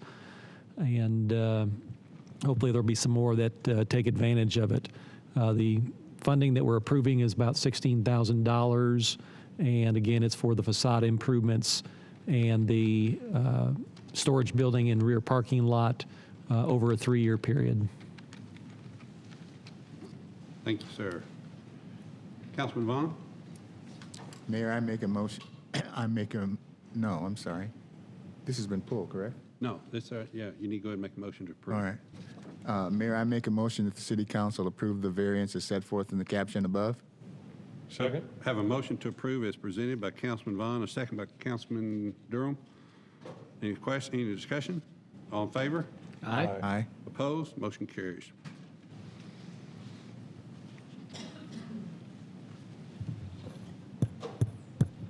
Item 8 is consideration of a variance to the Louisville City Code Section 2-201 regarding waiving the special event permit fees for annual Masonic Lodge races. The Stonecutter Shuffle 5K and Masonic Mile are use of the city property for a staging area located at the northeast corner of Church and Milton Streets.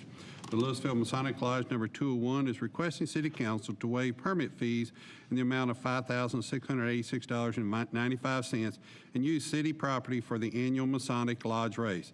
The event will be held on Saturday, September 28, 2013, during Louisville Western Week. All requested city services are the same as last year's race, with the exception of the need for 3 additional police officers due to the new configuration of the race route. Street closures will be less than 4 hours. Therefore, City Council approval is not needed. The event began in 2005, and variances to waive all special event fees in the city property for the event have been granted each year since 2006. A recommendation is that council approve the variance as set forth in the caption above. I do want to thank staff and the Masonic Lodge for getting together and working on this and actually bringing it to Western Week. When I approached them and talked to them about it, I thought it would be a great fit to kick off our Saturday event of Western Week, and it actually kind of helps the city as Chief Kerbo and Chief Tittle was saying that instead of having it on a separate day, we put it all on the same day, and so we've got people there already, so it makes everything work much smoother, and I think it's a wonderful way to kick off our Saturday day of the Western Week program. So, Councilman Gilmore. Move to approve as written, Mayor. Second. Have a motion by Councilman Gilmore to approve as presented, a second by Councilman Tierney. Any discussion? All in favor? Aye. Opposed? Motion carries.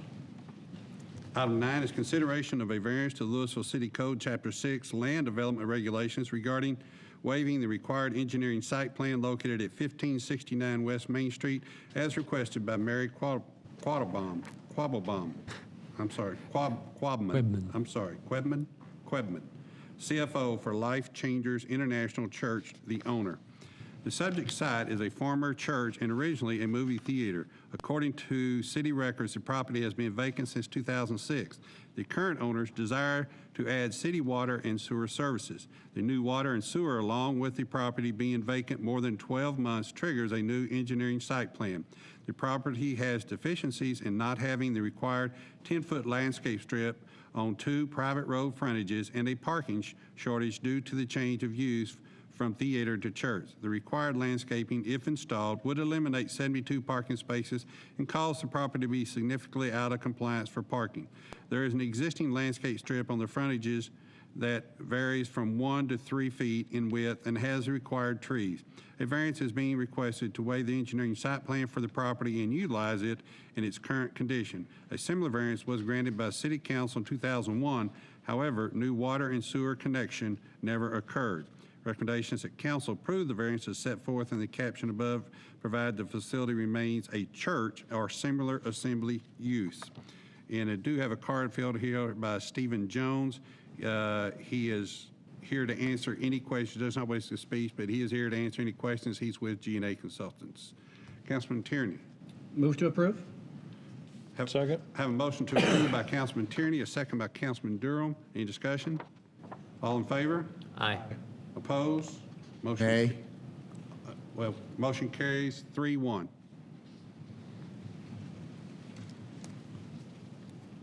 Item 10 is consideration of a preliminary plat of Valley Ridge Townhomes Edition A 13.817 acre parcel zoned estate townhouse with 62 residential lots and 1 open space lot located on the northwest quadrant of Summit Avenue and Civic Circle with 1 associated variance as requested by Spares Engineering, Inc., representing the property owner.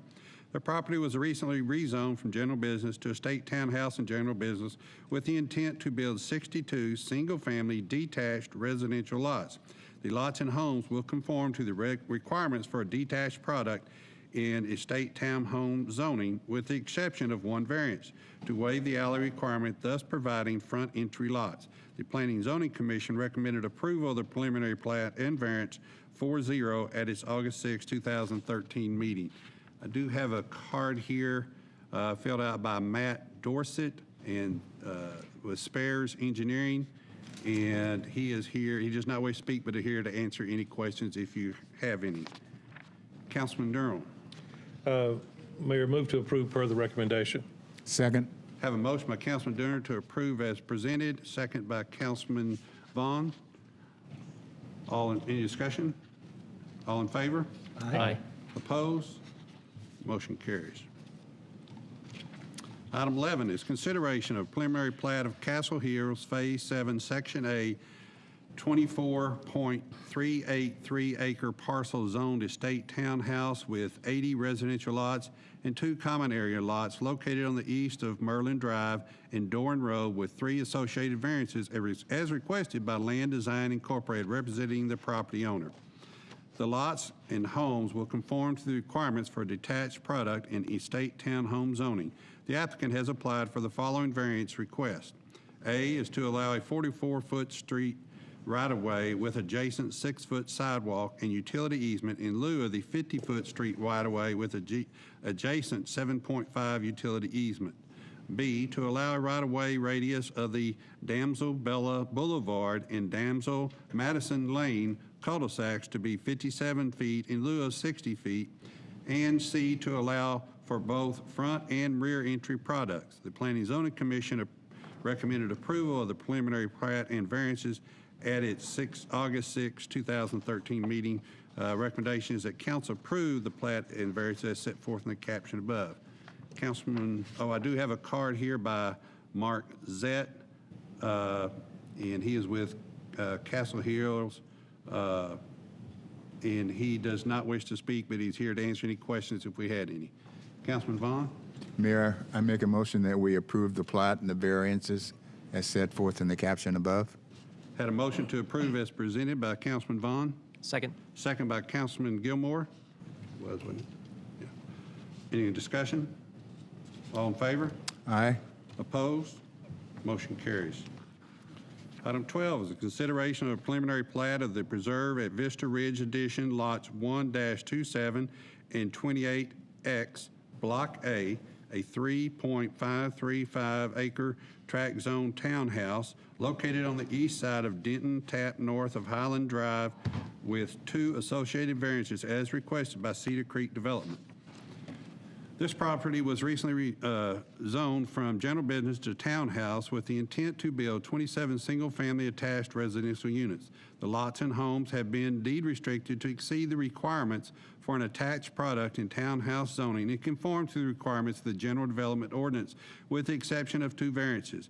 To waive the alley requirement, thus providing front entry lots, and B, to modify the screening wall requirements along the north and south property lines. The Planning and Zoning Commission recommended approval of the preliminary plat and variances by a vote of 6-0 at the August 6, 2013 meeting. Recommendation that the City Council approve the plat and variances as set forth in the caption above. Once again, I do have a card here filled out by Robert B. Pearson, and he is with the Preserve at Vista Ridge. He does not wish to speak, but is here to answer any questions if you might have any. Councilman Gilmore. Move to approve as written. Have a motion by Councilman Gilmore to approve as presented. Second. Second by Councilman Tierney. Any discussion? All in favor? Aye. Opposed? Motion carries. Item 13 is consideration of an ordinance ordering a local option election to be held on Tuesday, November 5th, 2013, for the purpose of considering a proposition to allow the legal sale of all alcoholic beverages for off-premise consumption only. On June 7th, 2013, the City Secretary Office received an application for local option election petition to legalize the legal sale of all alcoholic beverages for off-premise consumption only. As required by Chapter 251 of the Alcoholic Beverage Code, city staff provided the petitioners with petition pages for the request on June 13, 2013. The petitioners submitted the signed petition pages back to the City Secretary's office on July 19, 2013, which was within the required time limit. The required number of signatures for this petition was 4,422, and city staff has verified that the petition pages contained 4,542 signatures of qualified voters in the city of Louisville requesting that a local option election be called to allow the voters to determine if the legal sale of alcoholic beverages for off-premise consumption only should be allowed with the city of Louisville. Based on the petitioners obtaining the necessary requirements required, Chapter 251 of the Alcoholic Beverage Code, Section 251.11, requires the City Council to call an election for November 5th, 2013. Recommendation Council approve an ordinance in order for a local option election as set forth in the caption above. Councilor, would you kind of just reiterate there the Chapter 251 of the Texas Alcohol Beverage Code? Can you hear me? No, you just kind of tell. I don't think our speakers Give it the best you can. Okay, state law requires if they have the requisite number of signatures and they've all been verified, state law requires or the council to call the election. There's no option. Thank you very much, Councilor. Councilman Tierney. Per state law, Mayor, I move to approve. Second. Have a motion by Councilman Tierney to approve as presented, a second by Councilman Durham. Any discussion? Councilor?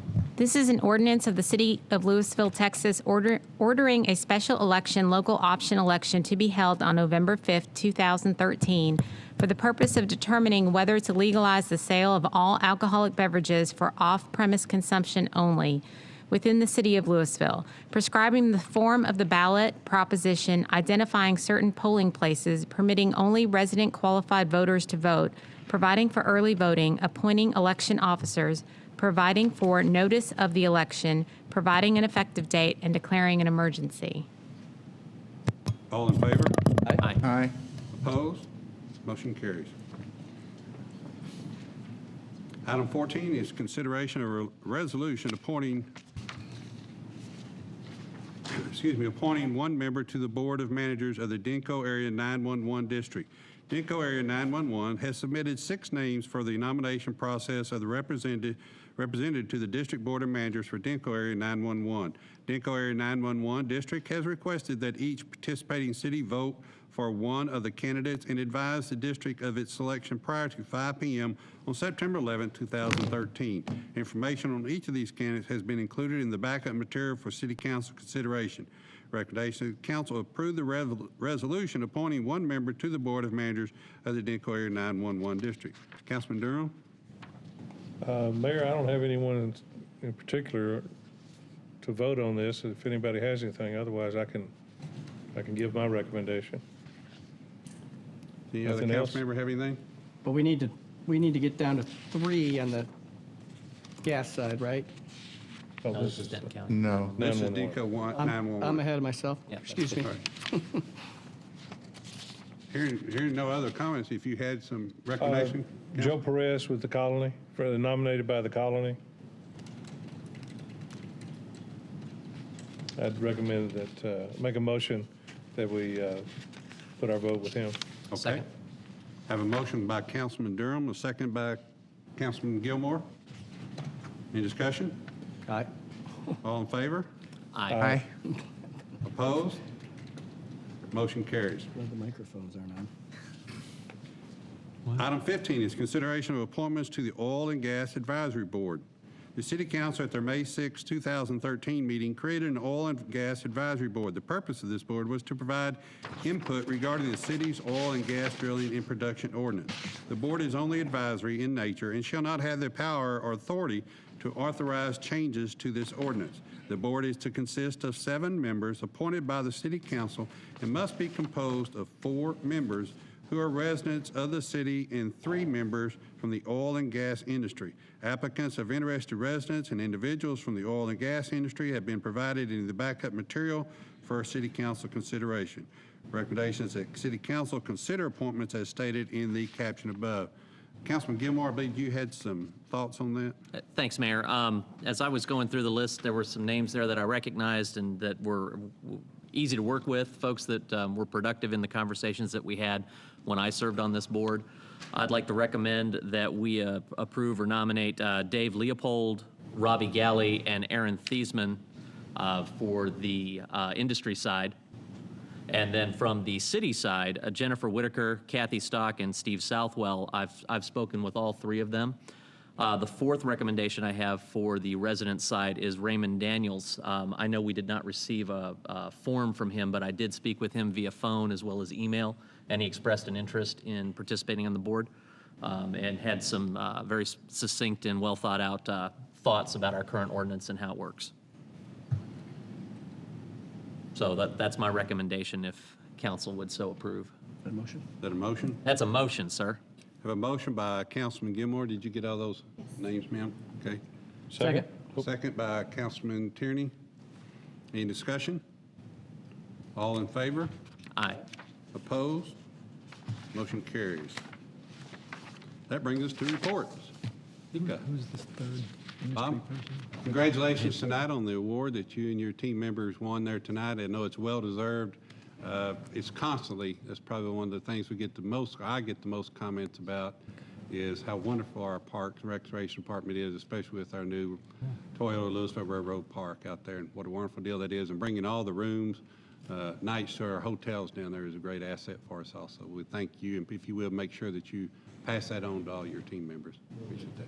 Chief? Linda? Chief?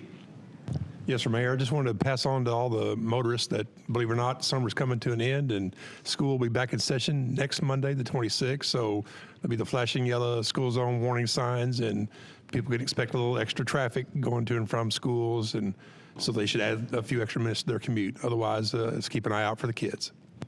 Thank you, Chief. Carol, how you doing tonight, ma'am? No good news on the lake, huh? No, sir, just, I did look up in the last, our lake's at 515, .09, so basically 515. The last time we were at 515 was November the 9th of 2011. Oh, wow. So we've had several months of no rain. What was the level? What was the level, 515, did you say? The current level is 515. Yeah, 515 is the current level. Donna? Yes, Mayor. I just want to mention 2 events that will be at the MCL Grand in the next couple of weeks. One, the Louisville Summer Musicals, The Marvelous Wonderettes, will be on August 23rd. There'll be 2 performances at 2:30 p.m. and 7:30 p.m. These are presented by the Texas Family Musicals. And then an art exhibit that is presented by the Cross Timbers Artists Guild Show will be held August 17th through September 21st. We encourage everyone to come out to these activities. Thank you, Bill. Clifford? Mr. Backus? Councilman Durham? I want to thank Chief Kerbo for mentioning the school zones, because, Chief, I will be leaving earlier for work, and I will be staying there later. So no matter what city I'm in, I'm not going to have to worry about it. Thank you. But thanks for bringing it up. Councilman Tierney? Nothing, sir. Councilman Gilmore? Just like to remind everybody that our 49th annual Labor Day Rodeo is returning August 30th, 31st, and September 1st. It's Friday, Saturday, and Sunday. Starts at 8 p.m. at our lovely rodeo arena. Go on out for a good time. It is a lot of fun. That's all I have, Mayor. Mr. King? No, sir. Councilman Vaughn, it's certainly good to have you back with us tonight, sir, and I must say you're looking mighty good. I hope you're feeling as good as you look, sir. Yes, sir, I'm feeling pretty good. Good. I want to thank you and everybody that was praying for me and sending me their best wishes while I was incapacitated, but now I'm back and ready to put up the good fight. Good. Thank you, sir. We appreciate it. I just had a couple of things, Mayor. One, I would like to offer congratulations to Summer Wilhelm. She was awarded the Hot Stuff Award by the North Central Texas Council of Governments for the work that she does for the Emergency Preparedness Planning Council. And secondly, I would like everybody to know that on Wednesday, August 21st, if you happen to support Keep Louisville Beautiful, that if you go to the Panda Express on Main Street between 5 and 9, they're going to have their first family fundraiser, and 20% of your bill will go to Keep Louisville Beautiful. That's all I have to make. Thank you, sir. Counselor? Julie? Do you like it? Officer, once again, we appreciate your being here and your service each and every day. We appreciate it, sir. In accordance with Texas Government Code, Subchapter D, Section 551.071, consultation with attorney, legal issues related to potential conflicts of interest. Section 551.072, property acquisition. Section 551.074, personnel annual staff reviews. City Manager Claude King, City Secretary Judy Heinze, City Attorney Elizabeth Plaster, Chief Municipal Court Judge Brian Holman, alternate municipal court judges, and Section 551.087, deliberation regarding economic development negotiations. We will now convene into closed session. Did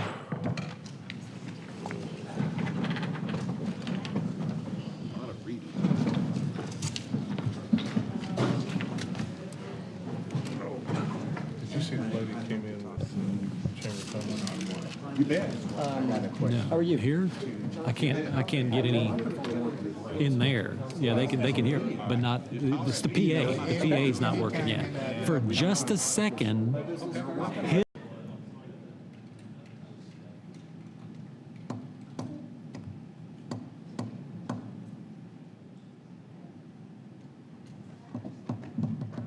Hey, TJ?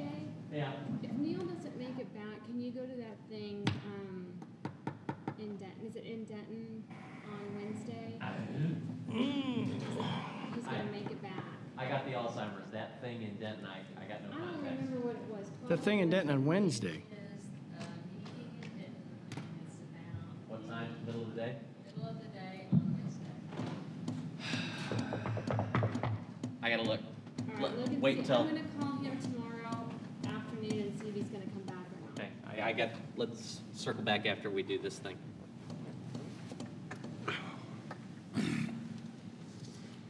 Convene back into regular session. Is there any action to be taken, council? Yes, Mayor. I move for a resolution which increases compensation for the following persons be adopted for the fiscal year beginning October 1st, 2013. City Manager Claude King, total compensation 3%. City Secretary Julie Heinze, total compensation 3%. Chief Municipal Court Judge Brian Holman, total compensation 3%. City Attorney Elizabeth Plaster, total compensation 7%. We have a motion by Councilman Vaughn, Second. a second by Councilman Gilmore. Any discussion? All in favor? Aye. Opposed? Motion carries. Any further action? Move to adjourn. Motion to adjourn by Councilman Gilmore, second by Councilman Tierney. All in favor? Aye. Opposed? Motion carries. Got the microphones working. I know, it The sounds like they're microphones and working speakers now. looks like they're Nobody's working. here. The phone's working.